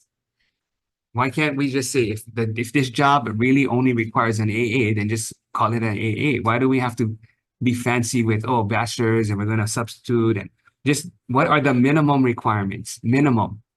That's what it says when you look at the website, when you look at positions, minimum requirements. Right. So we're emphasizing the experience requirement if it's required. If there's some jobs, there's no experience required. And so that's, there is none. But for those jobs where you do need some experience, then we're emphasizing the It's so experience. difficult in the sense where if we know it's going to be an AA or a CTE certificate, then we can work with DOE and community colleges to come up with specific pipeline programs. As long as you have the bachelor's in there, then that doesn't seem to be working. Especially since we've paid for early college.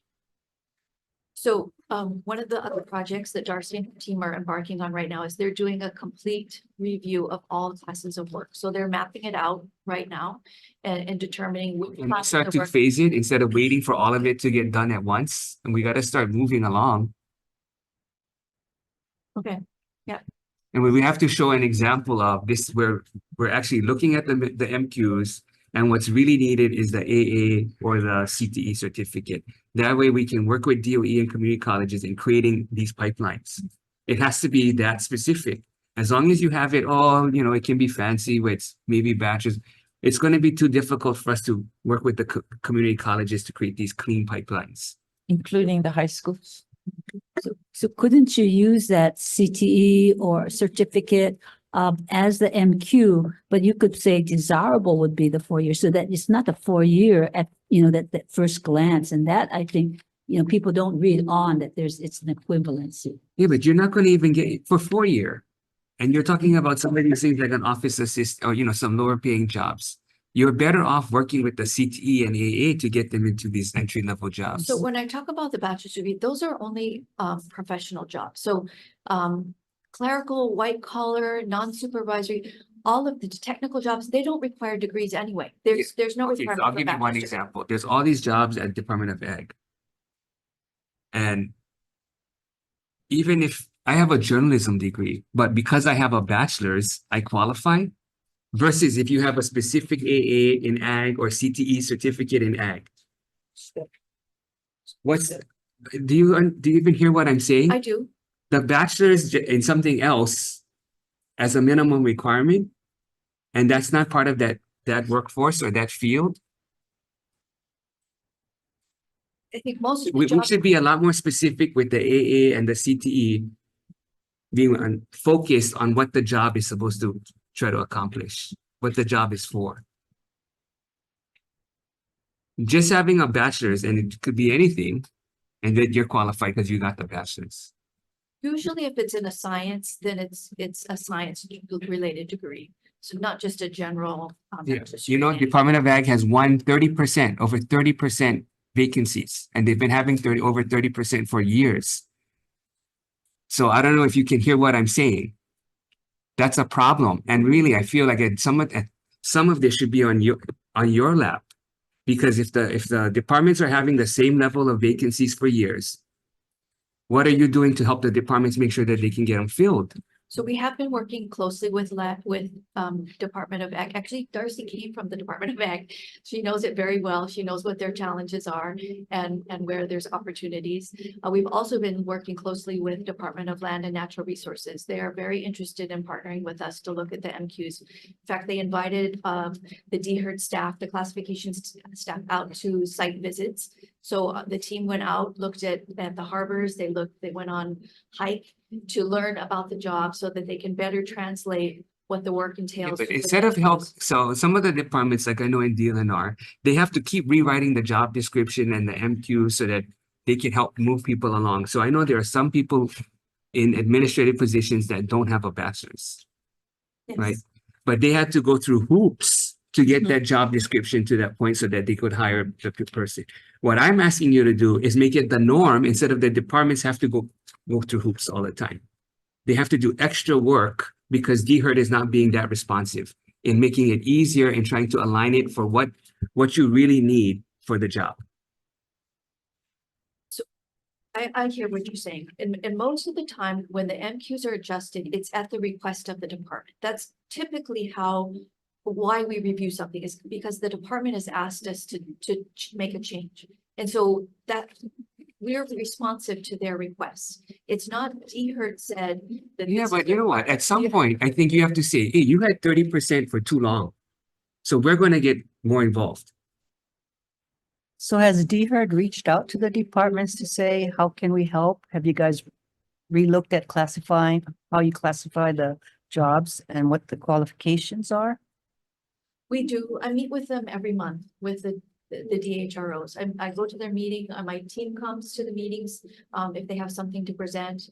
So there's a lot of dialogue. I know, you know, in terms of HR professionals and staff, all the departments are struggling. We're not the only ones. I think if you looked at our Act 57 report, there's 95 HR positions vacant statewide. So they're struggling too. They're trying to keep up with their own workload. And, you know, it's a challenge for all of us. So we know it's a challenge because there's a lot of vacancies. So the question is then, have you guys looked at doing something differently? Maybe, you know, requesting that the departments look at a temporary position that doesn't require the AA degree or a BA degree, and they can work up to it. And maybe they go to school, night school classes, whatever, in that curriculum. So I'm just trying to help you guys fill these vacancies. Yeah. Because if we don't do it, they go somewhere else and we're out of luck. Yeah. And I've talked to the Department of Ag. They're willing to beef up their adult education. So if there's specific job requirements that you can identify that they can create a curriculum for, they're willing to do night classes or evening or weekend classes at adult ed, but that's not occurring.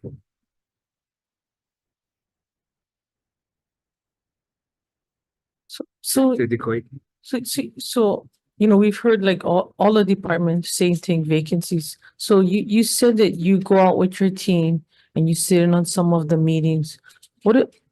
Shouldn't your walkaway is try to do something different and be more creative?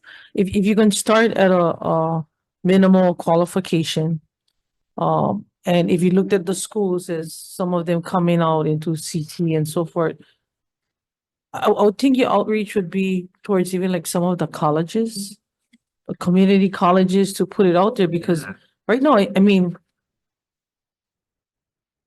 don't take much to teach somebody how to farm.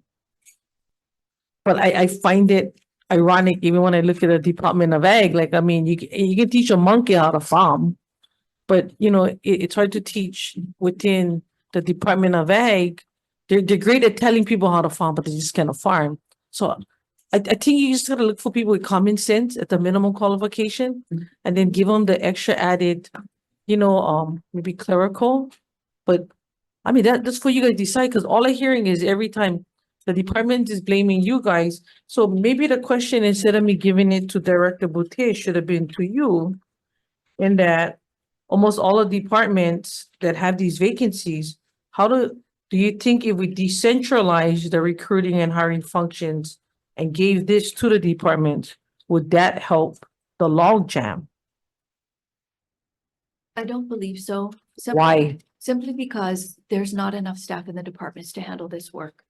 Well, I think if we look at the minimum qualifications and then they expand out on those minimum and give them on the job training as a minimum qualification and let them train, but it seems like you guys are the roadblock. So we only have about half of the position, well, actually even less around 43% of the positions are recruited through DHERD. The other 57% are with the departments. But that's They're doing the- 43% that you could throw it out there for them to look at minimum qualifications, because what you guys doing ain't working. So- It's not working at all. And I mean, we having the same challenges recruiting workers at our level, which is why, I mean, I went down to minimum qualifications, and for those that have excelled it, yeah, I've utilized their brain power and gotten creative with them. So departments always have that option. They decide at what level they want to recruit. So they may have a position that's at, a planner 5, but they can't find a planner 5. So it's always up to them whether they try to recruit at the 4, the 3, the 2, all the way down to the 1 level. That's up to them. They tell us how they want to recruit and when they want to recruit. So we're reactive. They submit a request and we launch the recruitment. And then we do the screening and we send the qualified applicants back to the department. Now, if they want delegation. So if you get somebody like, we have an employee at the employment services that does dual unemployment and employment services, shouldn't the years of service that individual been there be sufficient to hire? Sure, if they meet the MQs, then. But it yeah. seems like what I was told was that it's because DHERD would not allow that. Or you guys still are going based on your qualifications and not on the qualifications of years of experience, as well as the basics. So every civil service class has prescribed minimum qualification requirements that we screen every applicant against. And that's to ensure that there's fairness, that we meet the merit principle that's in the Constitution and in statute. So, but we don't discount any experience that's relevant. It's all counted. So I'm not sure what the specific situation is there, why it wouldn't count. What the specific is that trying to get that position hired at the level of the minimum qualification, and then for you folks to help give the individual more experience so that we have the qualifications there. Because if not, I mean, we ended up with just 1/2 position based on still figuring out if they can have the full-time position at the qualifications that is meant by DHERD. Okay, I'm not familiar with that particular situation. It seems odd to me that the person would qualify. They have that experience. What is your guys' timeline? Because I'm sitting over here again, and I'm not falling asleep.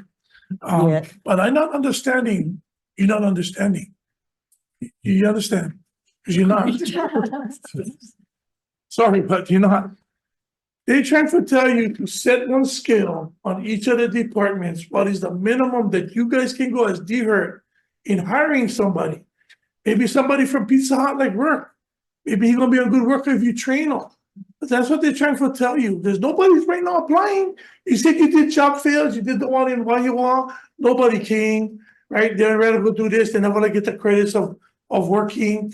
So how are we gonna change the atmosphere on the way we hiring in government? Because you know and I know, if people in government that's running government, they get their bachelors and everything, and they don't know how to run one POX department. They don't. Yeah. no matter how smart they are. Why? Because they never come from Parks Department. See what I mean? But they get the bachelor's. You know how I know this? You know how I know this? Because my community wanted me to be the park director. But because the city went changed the statute that you have to have a bachelor's, I couldn't do the job. But I know how to start when we whack up. I care about my community. Person is in that position right now. Yeah, she get her bachelor's.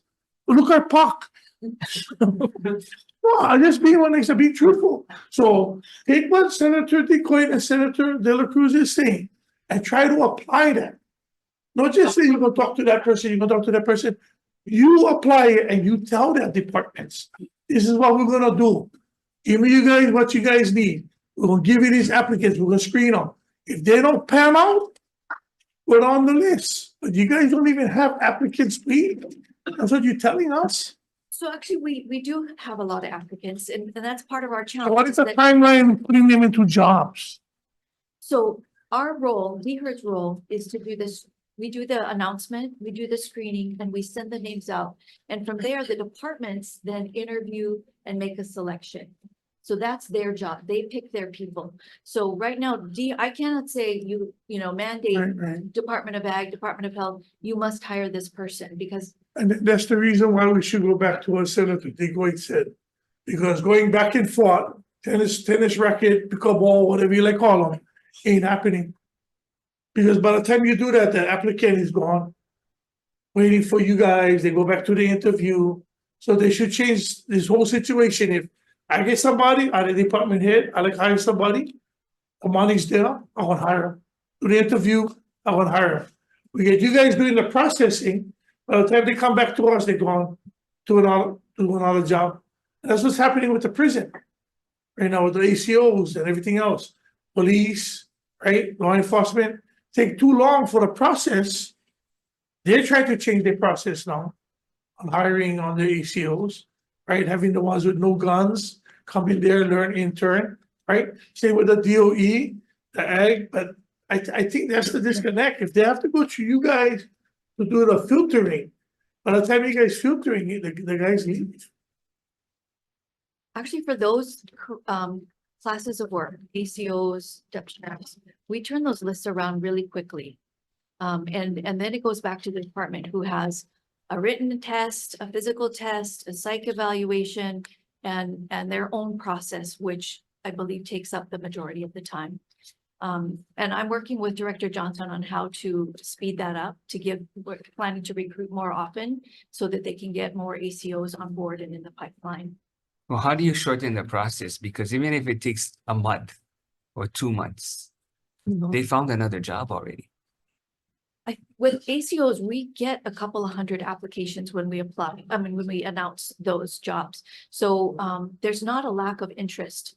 It's just, they need to be able to turn those lists over quicker and get them in through their process quicker. Okay, and then other departments have said that when they try to establish positions, it's stuck at DHERD. We do not get involved in establishing positions. That's an internal process. The only role we play is with executive managerial type positions. We do take classification on action on those, but that's a very, very small population. And we also handle the bargaining unit issues because we consult with the union on the bargaining unit. But otherwise, the establishment of positions is all internal. So when we put something into the budget, Yep. what's the process? So it appears on their budget tables, they go through the process of writing the position description. Their own staff classify it based on those class specifications that describe each level of work. They put it into our human resources management system so that everybody can see that the position is there and assign a position number. They do their own internal recruitment first. So they make the job. DHERD has nothing to do with it. Nothing to do with it, except for those two, unless it's an EM position or on the bargaining unit part, we consult with the union, but that's a very short process. and it's not. Because several have said that it's stuck at D. Yeah, it seems like we heard that before. Yeah. That I'm not sure if you're they're watching dumping the it on you briefings, but. folks. What is the? Wait. There's a disconnect. Wait. Let's go, whoever raised their hand first. So, Senator Kim. Thank you. Can you tell us, like, when a position becomes vacant and you go out for recruitment, does it go out first within the departments or the state before it goes out to the public? Gets Yes, so posted. most So what is departments that? have an internal process. So what's first. that period of time? It's up to them. So they may be doing a reorg, they may be redescribing and updating the position description. They may, I don't have control over what the department is doing with those vacancies until it comes to me. So the first part of it is entirely in their Juliana to address. So they may or may not attempt to fill the position. It's only if they can't fill it internally or they bypass internal recruitment for some reason, then they come to DHERD and they ask us to recruit. And that's So when you say when they bypass internal, what constitutes an internal selection or internal recruitment? so for most departments, they have an internal policy that requires them to post a civil service job internally, meaning it's available to their own department's current civil service employees. So if I'm an RN in health, I can apply for other civil service positions within the Department of Health as an internal candidate. Okay. Not, if I'm a DHS, I cannot apply for that. Okay, so then, and I'm thinking we should have something more consistently time period wise, but short of that. So, okay, they do it within their department. So then they cannot fill it. Then it comes to you. Then what do? Do you put it out only to state employees or does it go out to the public right It away? goes, so there's one of two, it goes out to the public. So they requisition a list in our NeoGov system. If we have a list, say we've recruited for that job recently, maybe Secretary 3, and we have an existing list of applicants for Secretary 3, we can turn that list around to them within 48 hours. So it goes right back to them. They call the applicants, schedule the interviews, make a selection, do the background checks, and the person starts. Okay, so if you don't have, So if we don't have a list, then we have to post it, we have to put it in the queue to post, And to how long does basically that put on take? our website. That's where the delays occur because of our own staffing challenges. So it can be a couple of weeks. If it's a rush, we try to get it up sooner, but it can be a couple of weeks before we are able to announce it. It goes to an examiner. Do you have a record of each one from the start date to the finish date? We do, it's not great. We're actually, as of January 1st, we've instituted our own sort of, spreadsheets. We're going to try to track it. Can you give for- us copies of those? Sure. So once the job is then posted, we can recruit in various different ways. We can have a closing date or no closing date. If there's a lot of vacancies, you'll see some that say continuous recruitment. But at some point in time, usually within a few weeks to a month or two, we screen all of the applications and send that list back to the department for them to, again, then contact the applicants. okay, so that list is anybody in the state department, state workers or public, Yeah, federal non-state public workers. So they or- all are equal to go after that one position. Yes. Okay, so it could take you a couple of weeks to post it and then it takes you another, depending if, what is the average time you would have it on your posting for I posting? think average is probably close to 3 months. Okay, If you figure out that there's a couple weeks to post, then we leave it open for a couple of weeks to take in applications. Then we screen the applications. That's another couple of weeks, if, Oh my at God. best. And then it goes back to the department. So You're okay with all that? No, I would like it to be much faster, and Okay, so that's why what you we're gonna asking do for the about 5 it? positions. So that we can get it out faster. yeah, because the department, and we have no control of the department, so the department could have taken a month or 2 months on that one position. Then it comes to you and you're going to end up taking another, what, three months possibly, right? 3 to 4 months. So we're talking about, 6, 7 months already. And then, the person's got to then go through interviews at that department if they call them. And that's another thing. So I helped someone go online and apply for the position. And they don't get notice other than that it was received, but they don't get told how long it's going to take, when they might be called. They don't. So it's like, again, you lose these people because they have no idea how long they gotta wait. Right. That's challenging because the list, once we establish a list, it may go to various departments. So, some may interview quickly, others may take longer. No, So but it's even hard to gauge. to get on the list, they don't know. They're sitting there. They applied today. You're gonna review it for 3 weeks, a month, and then you're gonna go through it. And in the meantime, I'm sitting there waiting to find out what's going on. How come nobody called me yet? Why is it taking so long? Do you guys call them back to let them know? No, we don't call them, See? but that's the reason for the 5 positions is we want to be able to respond faster and get the lists out faster, review the applications faster. So it'd be interesting to know of the list that goes out, how many of the list is actually going to be valid, because by the time it gets to the department, the people have dropped out, or found another job. Right? I mean, it's such a wasteful effort that it takes so long. I can tell you in that program, they used to have about 7 more staff. And in 2020, FY 2020, they lost about 5 to 7 positions. So they're struggling, no doubt. I mean, I've told you that for the last year, we're struggling to keep up. And just over last year to this year, FY 22 to 23, we had a 50% increase in applications screened. So we went from screening 13,000 to over 20,000. Our number of applications received increased almost 32%. So we're getting more work, but the same resources and actually less than in FY 2020.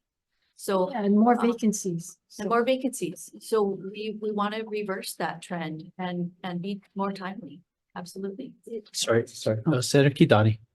So are the departments allowed to hire a temporary position without going through all of this? So they could hire temporary until they've gone through this and then decide this is the person they want? Or Yes, they 89 can. They can hire. Okay, do they know that? How often do you meet with them? They do know that. They have 2 choices for filling jobs temporarily. They can do an 89-day hire appointment while they're going through the process, or we have another type of appointment called a temporary appointment outside the list. So if they're waiting for a list, that's the other option. The difference is 89-day hires don't need to meet MQs, and they don't get any benefits. It's just hourly versus a TAOL appointment does get benefits, but you do need to meet. Correct, but the person won't walk away to another job if you hire them while you're going through the process of reviewing their qualification, et cetera. So what I'm asking is, have you met recently or do you meet regularly with the human resources person for the department so that they know they can do this? I know they know. They do. This is kind of fundamental to what we do. So I'll certainly remind them. I'm going to meet with them. I mean, that should be the question they ask if they really want somebody and they're afraid they're going to, you guys should be recommending that they do an 89-day hire. Right. Because by then you guys should figure it all out. I think it does happen. A lot of times though, they just don't have folks that are interested. They don't know of somebody who's willing, or the person isn't willing to give up their current job for the no benefit. So they'd rather stay where they are, wait to get on the list to get, move from a benefit position to a benefit position. Senator Moriwaki, followed by Senator Favela. So all of the departments that have come in that have vacancies have all complained about HRD, and it's not helping them get the vacancies filled, either through classification and regrouping or reclassifying or, consolidating positions or the recruitment and the lists. So have you, and you're saying that they can do it on their own. What is the disconnect? And maybe that's where we need to be looking at. How can we connect? And whether it's through technology so that they all can see the same list at the same time, so that it's not a back and forth. I think that's where the time gets consumed and people leave. So have you thought about it, or your staff worked with the HROs and find ways in which we can really accommodate the needs for getting people on board faster? So there's several things that we've attempted or are piloting or even have been in place for many years. One is delegation. If a department really wants to handle a particular class, especially if it's unique to their operation, they can do it all. They can have delegation and they handle all of the screening. They can post the job on our website and all the applications will go directly to them. And so they control the entire process. So that's first. They can do that even if it's not just within their classification. It could be like an office assistant. No, so it has to be a classification that's unique to them. And the reason for that is kind of what I described earlier, where we screen for many jobs and many departments. So if it's one that's shared, that's not a great way to manage that. But if it's a unique class, then they can get delegation. Department of Transportation has many, many classes of work that they handle everything. The other option that we've offered to departments is to do wiki hire. So that's where we screen the applications and we send letters to the applicants, go call these departments that are hiring and schedule an interview. So that's one way to avoid having to wait for the list. Everybody gets sent the letters all at one time. The departments can wait for the applicants to call, or they can also call the applicants on the list. So on that, everybody has that opportunity, or do they have to apply to you to say, I want to do a wiki hire for X positions? We look at the situation. WikiWiki is not ideal for every situation, but we use it like, for example, right now, all the departments use WikiWiki for engineers. They'll use it all for office assistants. Office Assistant 3 is handled that way. So they don't have to wait for a list. They can access those lists whenever we refresh the names. They can reach out to those applicants themselves. And you said there's a third way? I'm trying to think of what. What about classification? Because that's the MQs and all of the concerns on getting people upgraded, either compensation or classification, so that we can actually hire what we need. And mostly at higher compensation. Have there been any efforts to delegate that or train departments to do that? What kinds of discussions have occurred with that? We have not delegated that, but they still play an important role in making changes to the class specifications and to the MQs. So like I said earlier, most of that work comes from the departments. They make proposals for changes, and then we work with them to fine tune it, to clarify it. If there is a particular class that's amongst many departments, we'll convene all of those groups so that they can weigh in on whether they agree with the changes or not. There should be a tracking system though, like with permitting. If something sits on your desk too long, I mean, we got to start tracking where are the hangups and why is it taking so long if it's sitting on one person's desk? We actually don't have that many requests. In the last year, we've made changes. No, to, not I just think, 20. not just be heard. I'm saying this is something that you can institute statewide with all the human resources within each department. I mean, we got to come up with some metrics. That way we really can see where it's at, because you're saying it's not you. They're saying it's you. There has to be some kind of metrics to follow up, and so we can actually see who we need to hold accountable. Are you connected to all the departments technology-wise so that you can actually have this, everybody sees the same meaning for all the OAMs or whatever? So that it is more consolidated, in terms of like the chair is saying, you can track where is this in whether it's a department or an HRD. Not easily. We can get certain data from different systems, but it's not how you envision it, where you can. Well, we're gonna have to figure it out. We Snapshot. have to do something because these percentages of vacancies are too large.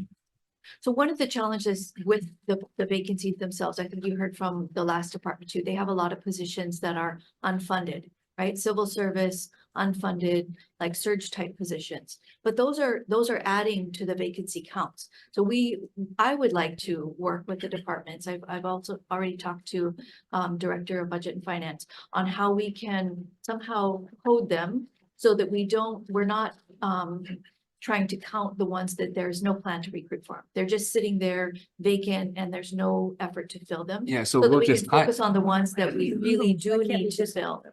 Well, I think they have a reason for keeping them, right? They're like what we can call surge positions, where they need them when they need them, but the rest of the time they just sit there dormant. Like if there's a. Well, there's been some that influx of- Senator Kim pointed out from 2008 vacant. So what surge has happened since I 2008? don't know, not in my department. I don't have any vacancies that are.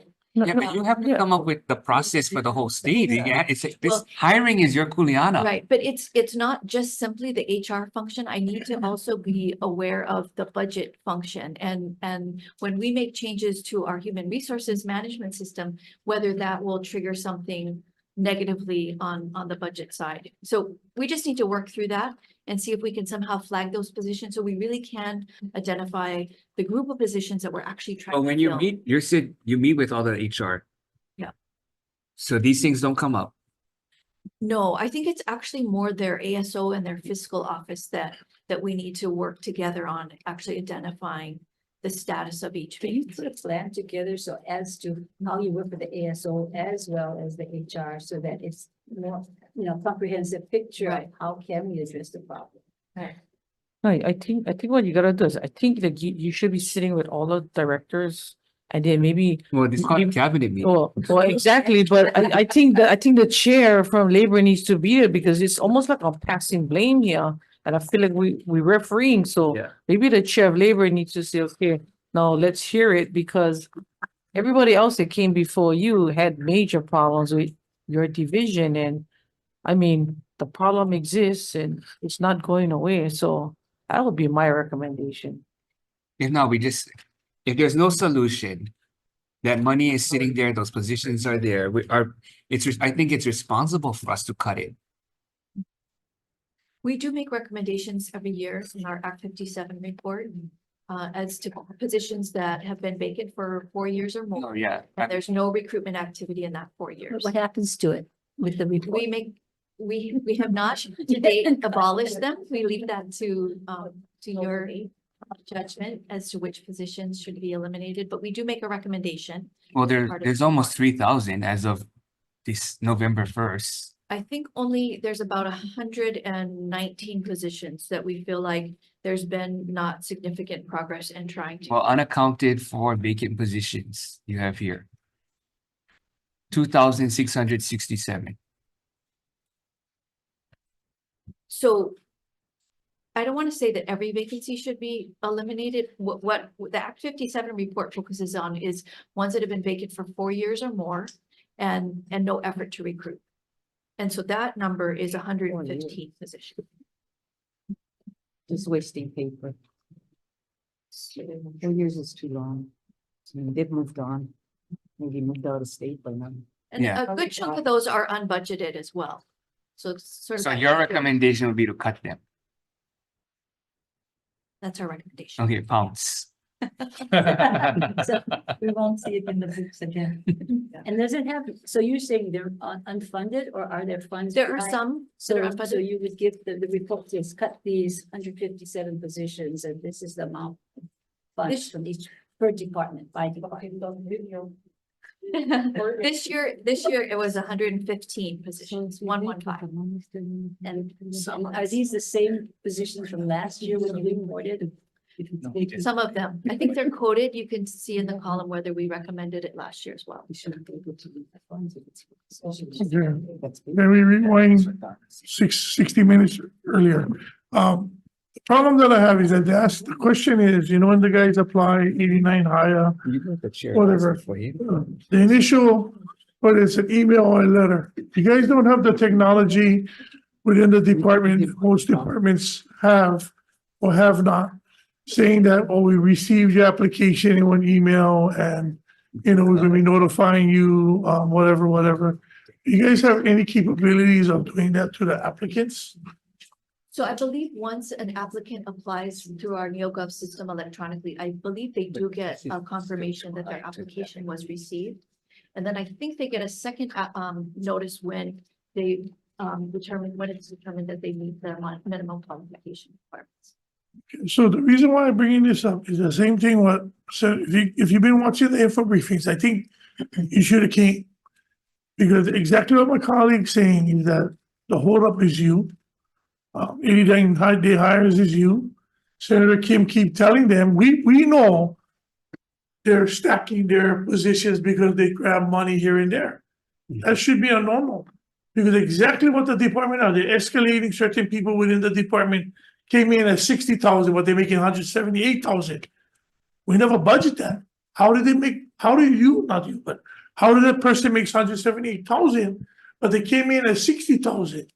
Because they're using that money. So besides the 4 year, 2008, all that should be eliminated. You make the recommendation to them, but do you let us know?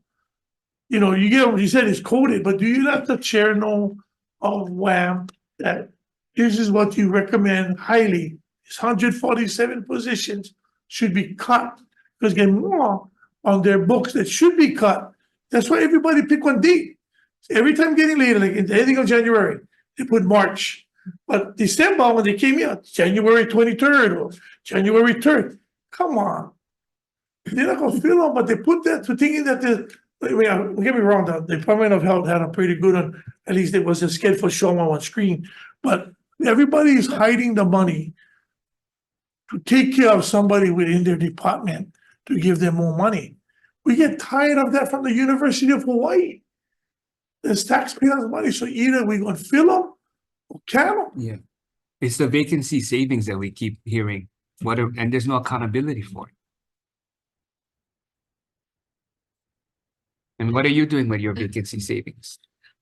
It's sitting there. We're trying to fill all of our vacancies. I'm not joking when I say everything is in recruitment. We are interviewing, we're selecting. I think 3 or 4 people starting on February 1st. Every month we announce our new hires, and every single month we've had, bar one, we've had a bunch of new hires. So But your percentage is still, 20% is not good.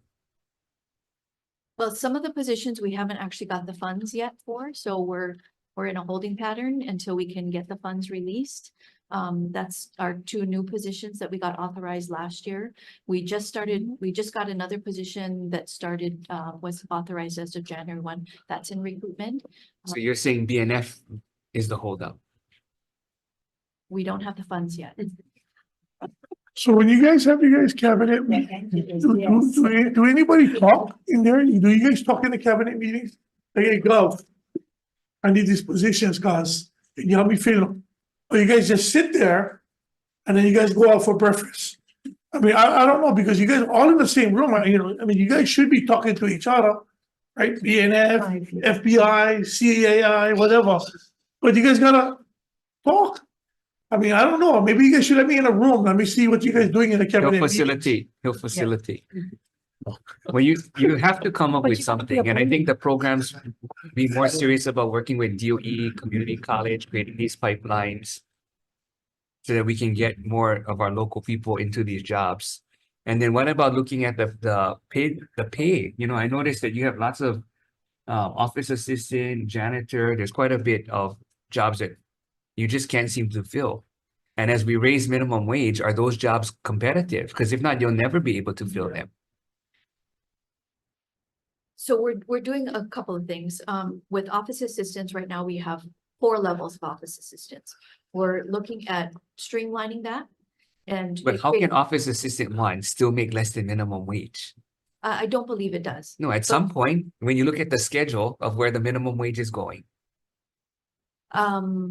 Well, we have pay increases that are due to come into play, right? So I think we're keeping above the minimum wage, but we're also trying to simplify it so that we move folks up into higher classifications by assigning them more work.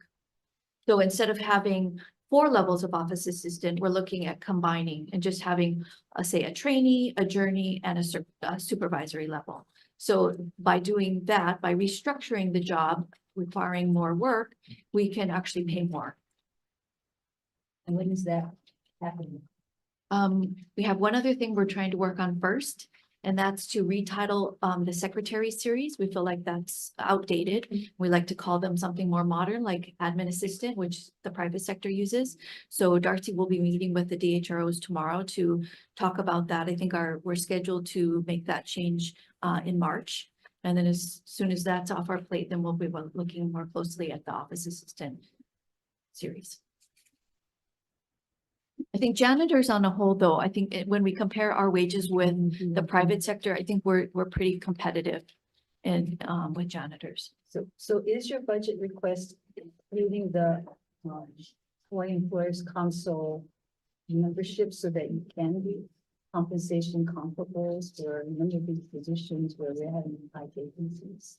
Yes. It does include that. Yeah. So that $25,000 that we're looking for training and memberships, the membership for HEC is 27,500. So, it doesn't even quite cover it, but that's a huge priority. Yeah, but you have vacancy savings. We can't use vacancy savings for operating. So quick question, Director, thanks for being here and for bringing your staff, even the deputy, but just real quick. So I guess you're hearing the feedback from the chair and from the committee members. Do you think that maybe you're under asking certain portions of your request, like specifically the very first one, to address classification reviews? It's challenging because I know there's a lot of priorities for the state. And so we had to be selective about what our budget asks were. And unfortunately, this is what Governor Green and was able to approve for us. Of course, we'd like more, but we understand that there are other priorities. Okay, so to help us address some of the concerns regarding classification reviews, MQs, you name it, that the members have mentioned, I mean, you're only asking for a full year for 2 existing positions. How many more would get you to a point where you can satisfy some of the needs here? That's challenging to answer.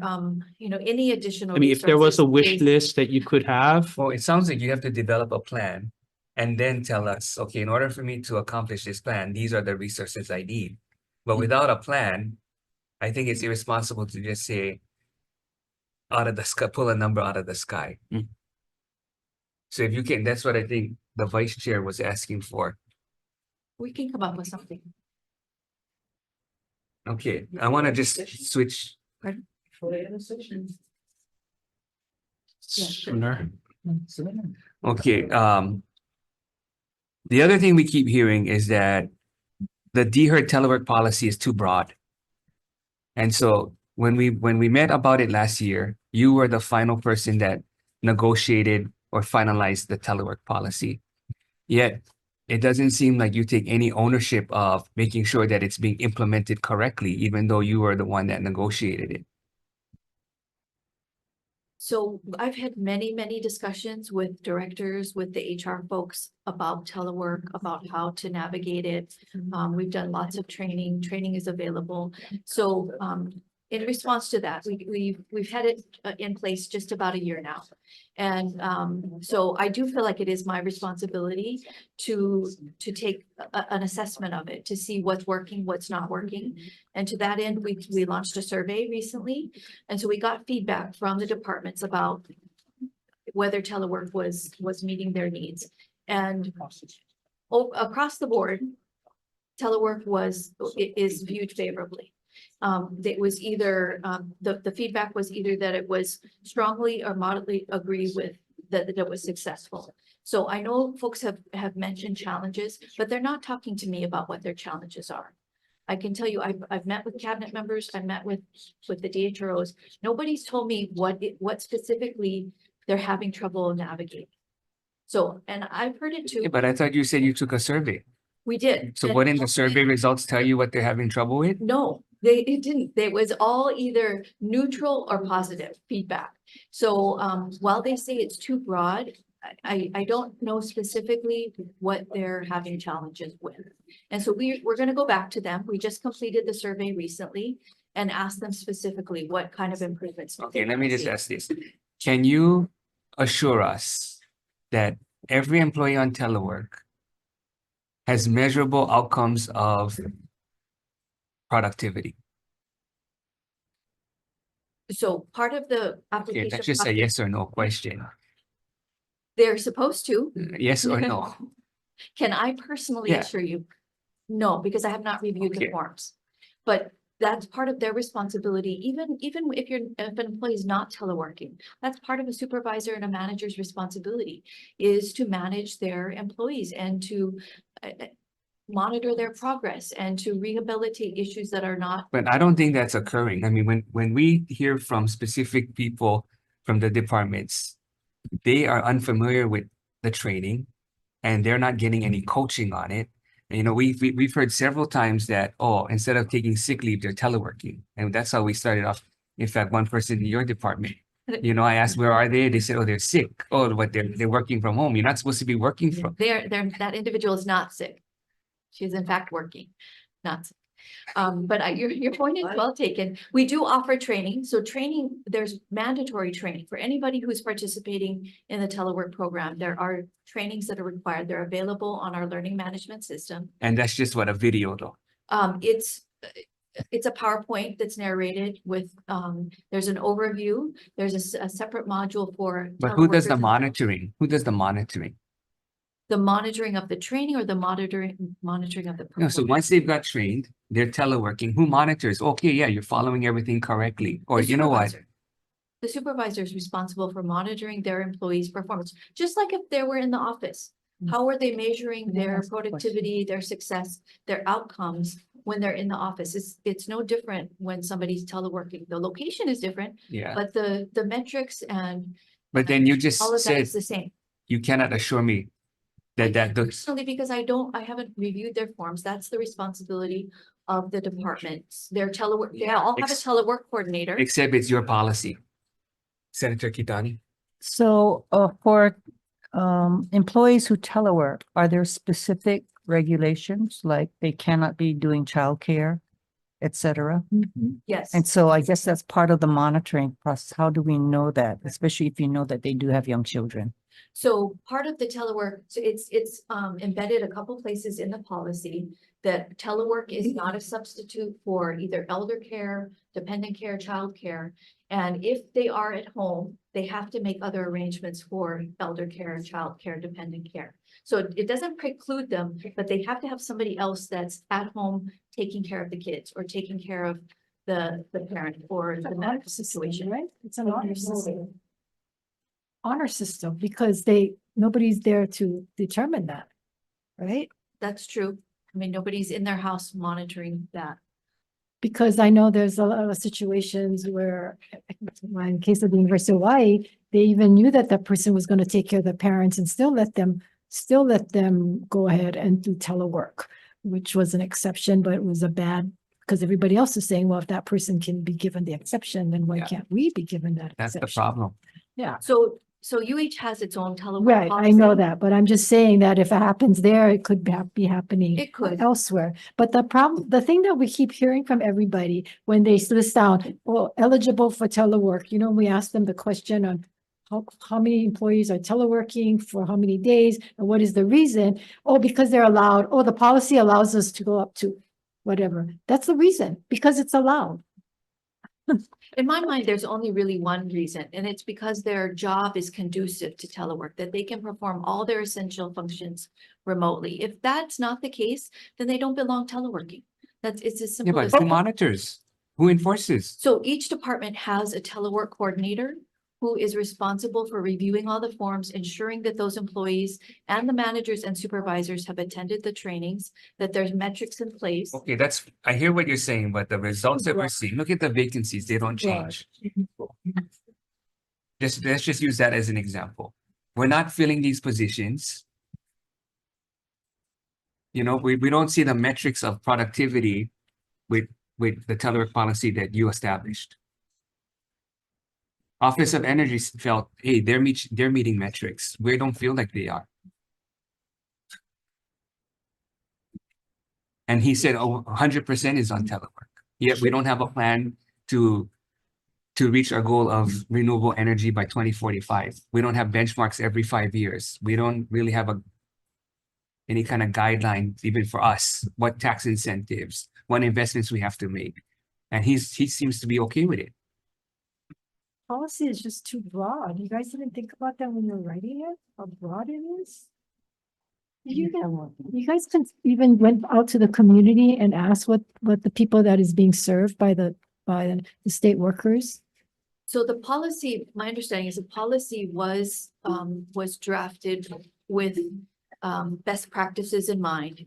When I look through it from an HR perspective, and I know that's a different perspective than a lot of folks, it seems very comprehensive to me.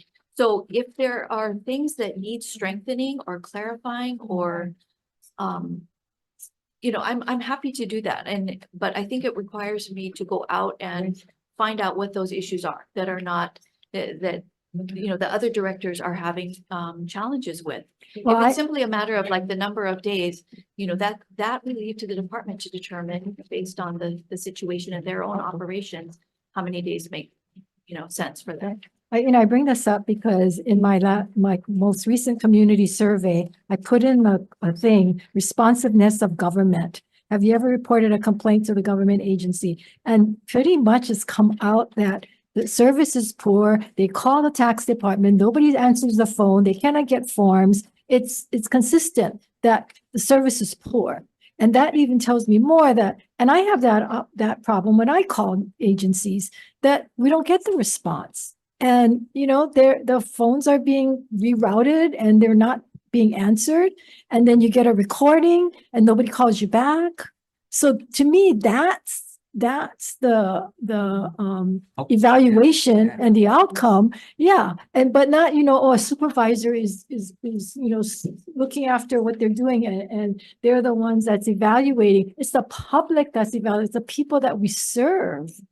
And the people that we serve are saying, and I've asked on here, should state workers telework? And I put, no, employees are more efficient in the office. Yes, 100%. Yes, but it should be limited to 2 or 3 days. And then no opinion. The majority is saying no. And the next is that yes, but it should be limited to 2 or 3 days a week. Yet your policy does not even limit it to that.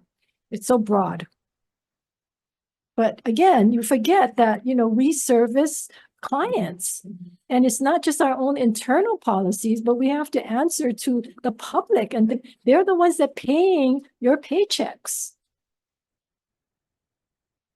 So shouldn't- looking at so we did a deep dive as well into the table 22s that were submitted. And we found 18% of employees, of teleworkers, teleworked either 4 or 5 days. So that's kind of a small population versus the ones that just do it 1, 2, 3 days a week. I know there are certain operations where, Well, that's just what got reported, because we understand from other departments that not everything was on there. we trust what they reported to. Yeah, but is theater only that small percentage? I mean. 20% is kind of big still, The reason for that is, for an example that I'm aware of, is MedQuest, where they have their folks teleworking for say 3 weeks, and then they come in for a week. 3 weeks, and then they're able to do like hoteling or hot desking, right? With these different teams coming into the office, they have a So is that part of the policy, that when you reach 3 days telework, you no longer get a dedicated desk? No, but that's just what that's what they've Yeah, done. but I'm saying that maybe that should be. It could be. I'd like to also see parking. You know, if you're teleworking more than 3 days a week, that you don't need parking. We should give parking to the other folks that are on the wait list. There are lots of things we could do. And then So, we'll- wait, you're the director. I don't have parking. And then we heard that they also. But it is a recruitment challenge, right? A lot of people. No, need but parking. that's the thing, though. I've been here 5 years, keep hearing about the recruiting and teleworking.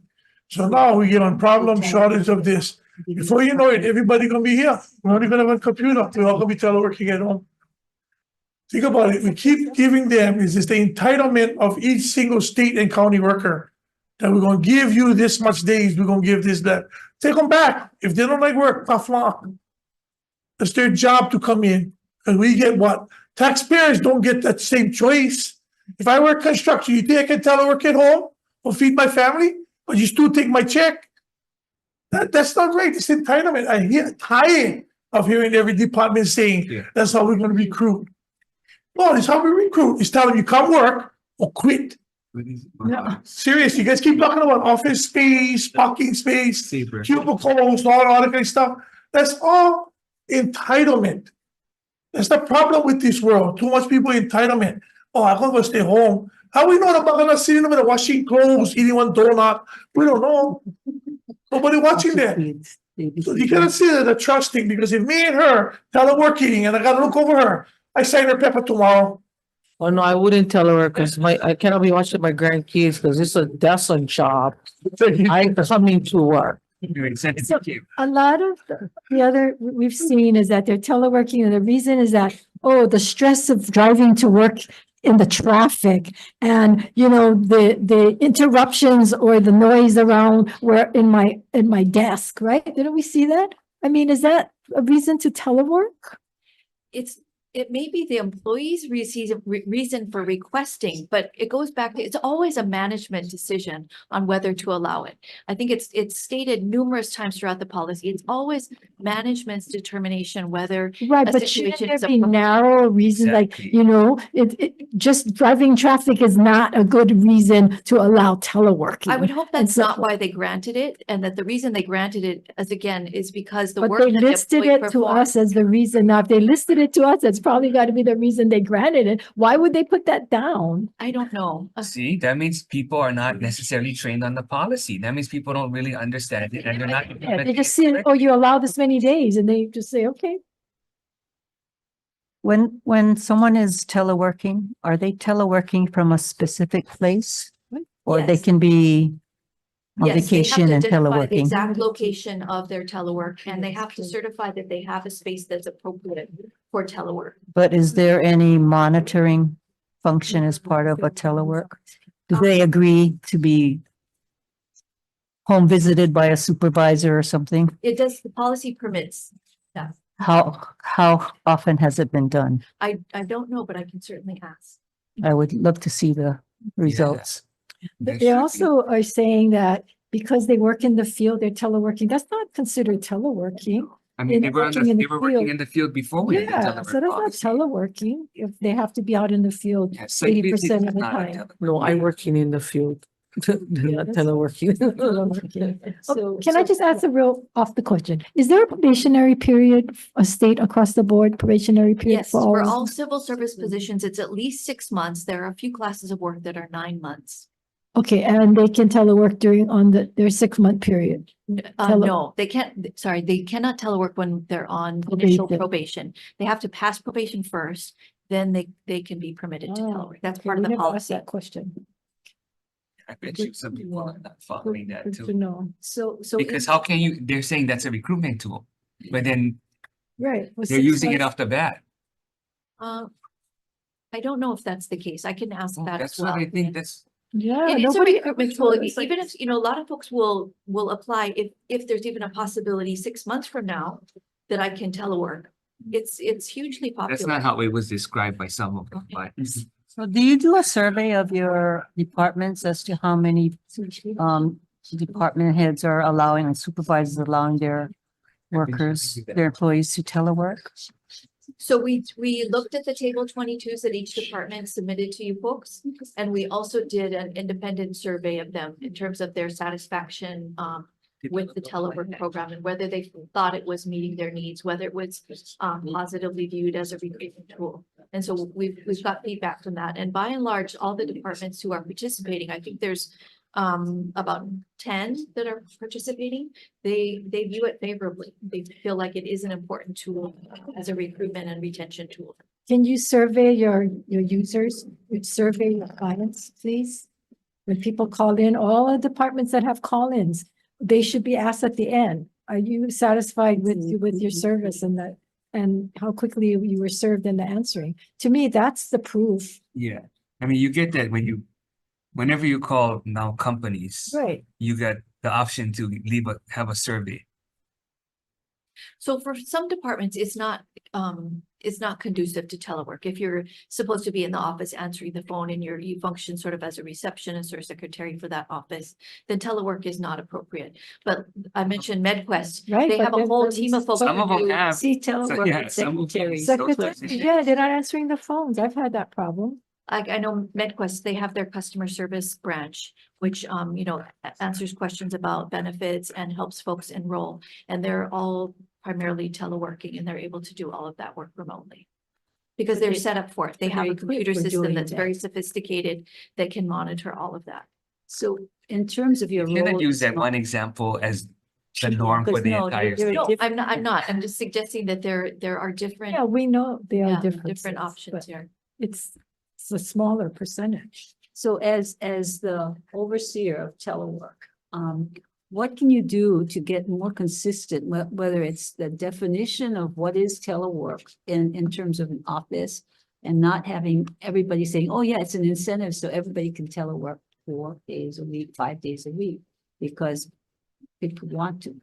So what can you do to define it and monitor so that people understand what is teleworking? Even if it's an incentive, there still should be performance outcomes. And, are you putting that, or can you put that together if you haven't? So that it really is more uniform or consistent across the departments. So I'll go back out to the departments. We've got like the survey results that we have from the telework coordinators and talk to the directors and then see what needs to be Well, clarified. have you looked at other states on how they do it? The federal government, I other believe- county? I believe there was a lot of thought put into it and we actually worked with a nonprofit that did a study and advised DHERD on best practices. And it's also important to note that this was. So what have you found? Because other states do it and they have a lot more metrics as far as accountability. But it doesn't seem like we're looking at those. You're looking at the feedback that you're getting versus what is the best practice around the country. I think if we had, say, a computerized performance management system, that would be, that would go a long way towards managing not only. That's what we tried telework, last year, but you weren't that supportive of it. No, we lost it. We lost it through. No, yeah. So it's not just, I don't envision it just being around teleworking, but in performance management as a whole. I think is super important and it's one of the things that I would like to see accomplished in the next few years is that we move from doing paper performance. Well, give us evaluations the to plans for those 3 things. Put something together in writing about making sure we have clear pathways in regards to the minimum requirement so that we can work with DOE and the community college. That's one. Do something on what they're talking about on the telework. And then the third one is what you're talking about is performance metrics. Mhm. Like give us some kind of documentation to see with timelines where you're headed. we've done some research in that area. We have information. Yeah, but you got to put together an implementation plan. We don't want theory, we want implementation plan. So in regard to the pathways, you have a position now that labor gave to you. What have you done with that position and where are we the hell anymore? So they allowed us to fill an exempt position, which we did early November. She's been on board for 2.5 months. So we had our first session with the intern group last week, Friday, and which was really well received. And I can ask Patty to come forward if you want to have more detail about what's happening there. That position is specific in our training branch. So it's geared towards providing training for interns. And part of the curriculum is sort of building them as an employee, but also helping them navigate our recruitment system so we can get them into state jobs.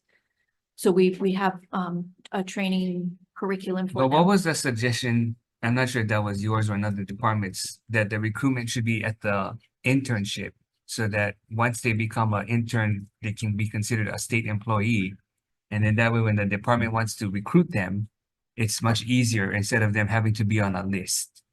So because they're 89-day hires, they're non-civil service employees as an intern, they can't apply through that internal vacancy process that we talked about. And that's before. because They of do what need- statute? Yes, Okay. part of the merit principle and having equal opportunity, but that's not to say that we can't facilitate that and fast track No, it. so can you come up with some language for the statute so that we can normalize that practice? So can you use other than 89-day hire? So you're actually having a probation period so they can move in if the department picks them. So that there's a clearer pathway, a glide path. The challenge is that those positions are all in the Department of Labor, right? So you talked about how we shuffle people through. They're not actually residing in those departments where they would have that opportunity to apply as an internal candidate. So I think there's work we can do on our side to get them on the list. So part of our training curriculum is how do you set up a profile in Yoga? How do you apply? What jobs to apply for? Yeah, but if a specific department really likes the intern, they're desperate for to fill vacancies. Why are we going to hoops? Because the positions. I don't understand. I Help us think we come up can- with language for the statute so that it can be a clean pathway. We can get them on the list relatively quickly. And in fact, there is no list for office assistant. We do that, what I talked about, the wiki But hire. Helen is more than just And we- office assistant. Right. But we can get them on the list quicker. But what is the pathway so that if in fact it's not the 89-day hire in labor, where should it be? And how do you have those positions so you can give it to DOT or HRD? or No, we're not doing that PCCA? because the problem is if the feds fund it again, it should be a Department of Labor. Are we funding? We're not Yeah, right now funding. we're funding. it. Yeah, so I'm But just saying. traditionally, the feds funded it. So if they start to fund it again, it needs to be a Department of Labor. If we start distributing the internships, then it's not gonna, But it's ones not that the we same have process with the now, it's feds. State money. But funded through Department of Labor. So that can always be supplanted with federal money at some point. That's the hope. But how do we hire them then? No, so she has to figure it out. That's what we're asking. You know the constraints. What can we change in the statute to allow a smoother transition from intern to state employee?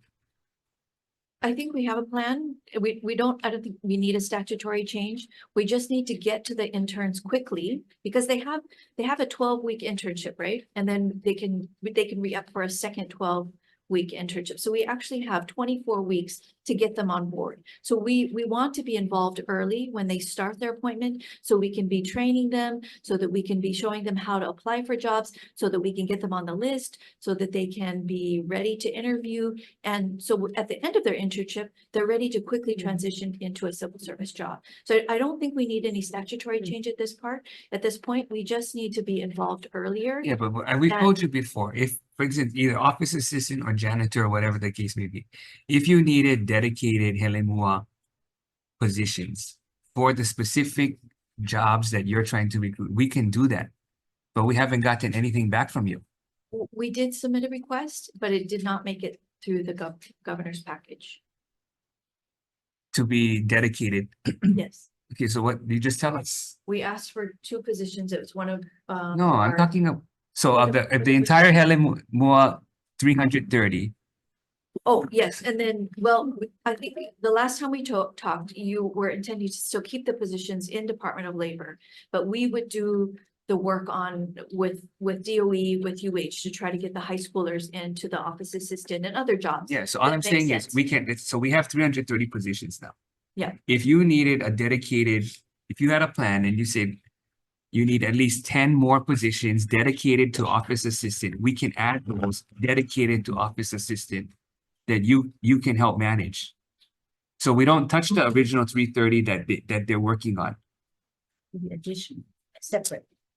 So that's what we've been asking for is, okay, if you want to fill janitor, we can add more Helemua dedicated for janitor for DHER to go in.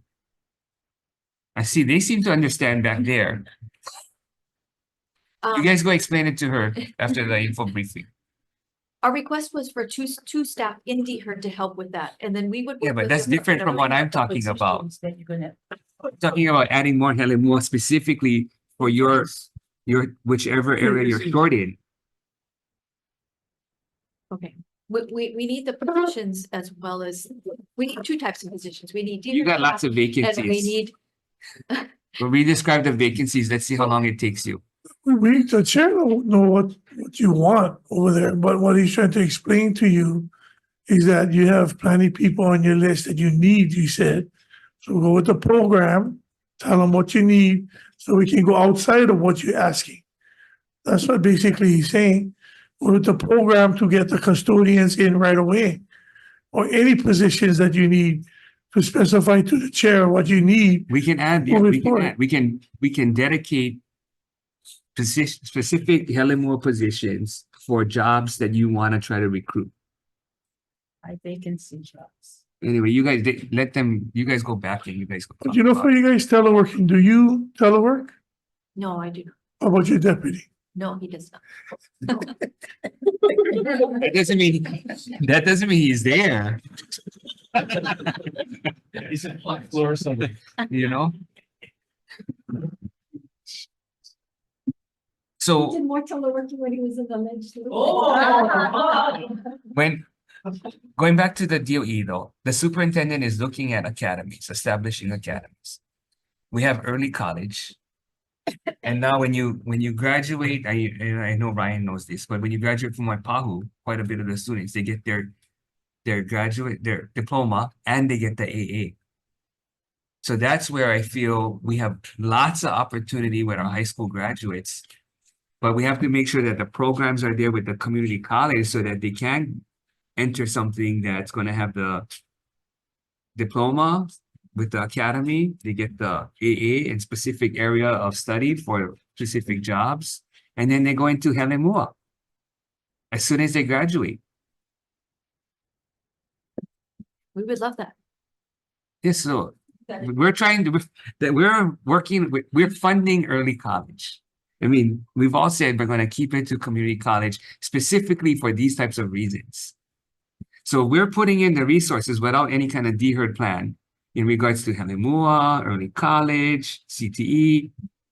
So we just need you to do your part in now taking it to the next level so that when they graduate with those programs, there's something meaningful for them at the state.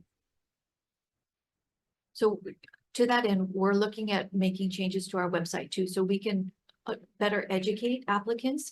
If you have certain kind of credentials, what should you be applying for? So part of it is education, part of it is outreach, and we'd love to have a bigger role in Hellemua. Well, not just Hellemua, go back to the AA and this, because it's the whole pipeline we're trying to create. So if it is a job at Department of Ag with specific ag, curriculum or requirements, then they can go to a high school with an ag program. They go to Leeward with an ag program. They get the certificate. They do Hellemua, and then they can end up working at Department of Ag. But we need you guys to help us get that, accomplish that. And then maybe we can get some of these numbers down. We like it. Okay, so who's assigned to that? We asked for 2 positions to. No, currently. Nobody's You're like assigned a to it robot. Nobody's assigned Okay, to it currently. well, maybe that's something the deputy can do. At least come up with a plan of how we're gonna do it and what the process is, and then these are what the people are gonna do. And these are the positions we're gonna want to deal with and. And then look at, like we told DOE, what are the programs that are in the base that are no longer needed and not working? Because the same system at DHERD isn't accomplishing what we need. It's not helping us fill these vacancies. It's not helping that many people move up in different types of positions. So it's difficult for me to keep adding positions when I don't feel like there's been a reflection about, okay, what do we have that that we don't no longer need and we can use for something else? Otherwise, we just might cut it. But the 150, if it's old, we might cut it at 3 years. Cut it. Hopefully. We don't have any old vacancies, No, but just DHERD, not when I any kind started of in- program money, whatever, that's not necessarily relevant today. We're just doing it because we've always done that. Our bench is so short. We don't have extra people just sitting around doing programs that are irrelevant. Every person in DHERD is contributing to the success of HR across the state. Yeah, I hear what you're saying, but that's not what we see here with the amount of vacancies. I think you, That's not what I think you stepped out of the room when I mentioned that back in 2020, we had 7 more people doing the staffing work that we do today. Yeah. And just between last year and this year, we have a 50% increase in the number of applications that we screen from 2022 to 2023. We have a 30+% increase in the applications that we receive. So our workload has gone up while our staffing has gone down. Okay, busy doesn't mean progress though. Okay, so I still don't see those changing with the stats. Well, it'd be interesting to know of all the ones you process, how many of them actually get an interview and then get hired? Because if you're sending over 100 applicants and only 25 get or less are even being considered, then something is wrong with all that work you're doing, right? Perhaps. I mean, I can't, like I said earlier, I can't force a department to hire somebody No. off the list. Our job is to screen and to send out names and then No, they but get you to shouldn't pick make and it difficult for them to hire either. No, but I'm saying, how good is that list if in fact, by the time they get it, these people are no longer available? Or no longer, you know what I'm saying? And then you went through that whole process and you utilize all this time, yet half the list, people dropped out because of so it's fruitless in some ways. I hear that from pretty much every employer is having challenges with recruitment. We're not unique there. There's a lot of folks who apply and never show up, never respond. We go through the whole process and, and they never respond. More so Um, the CTE, AA pathway with high school is Why? important. Is it because they're waiting too long? Do we even know why? Do we even follow up why? I mean, we gotta fix our system. So where DHERD needs to contribute is getting the list out faster. That, no doubt, that is our responsibility, and that's what the 5 positions will help accomplish. Okay, any other questions? It's like circles. I mean, we can either continue or just watch the video. Okay, if no other questions, adjourn.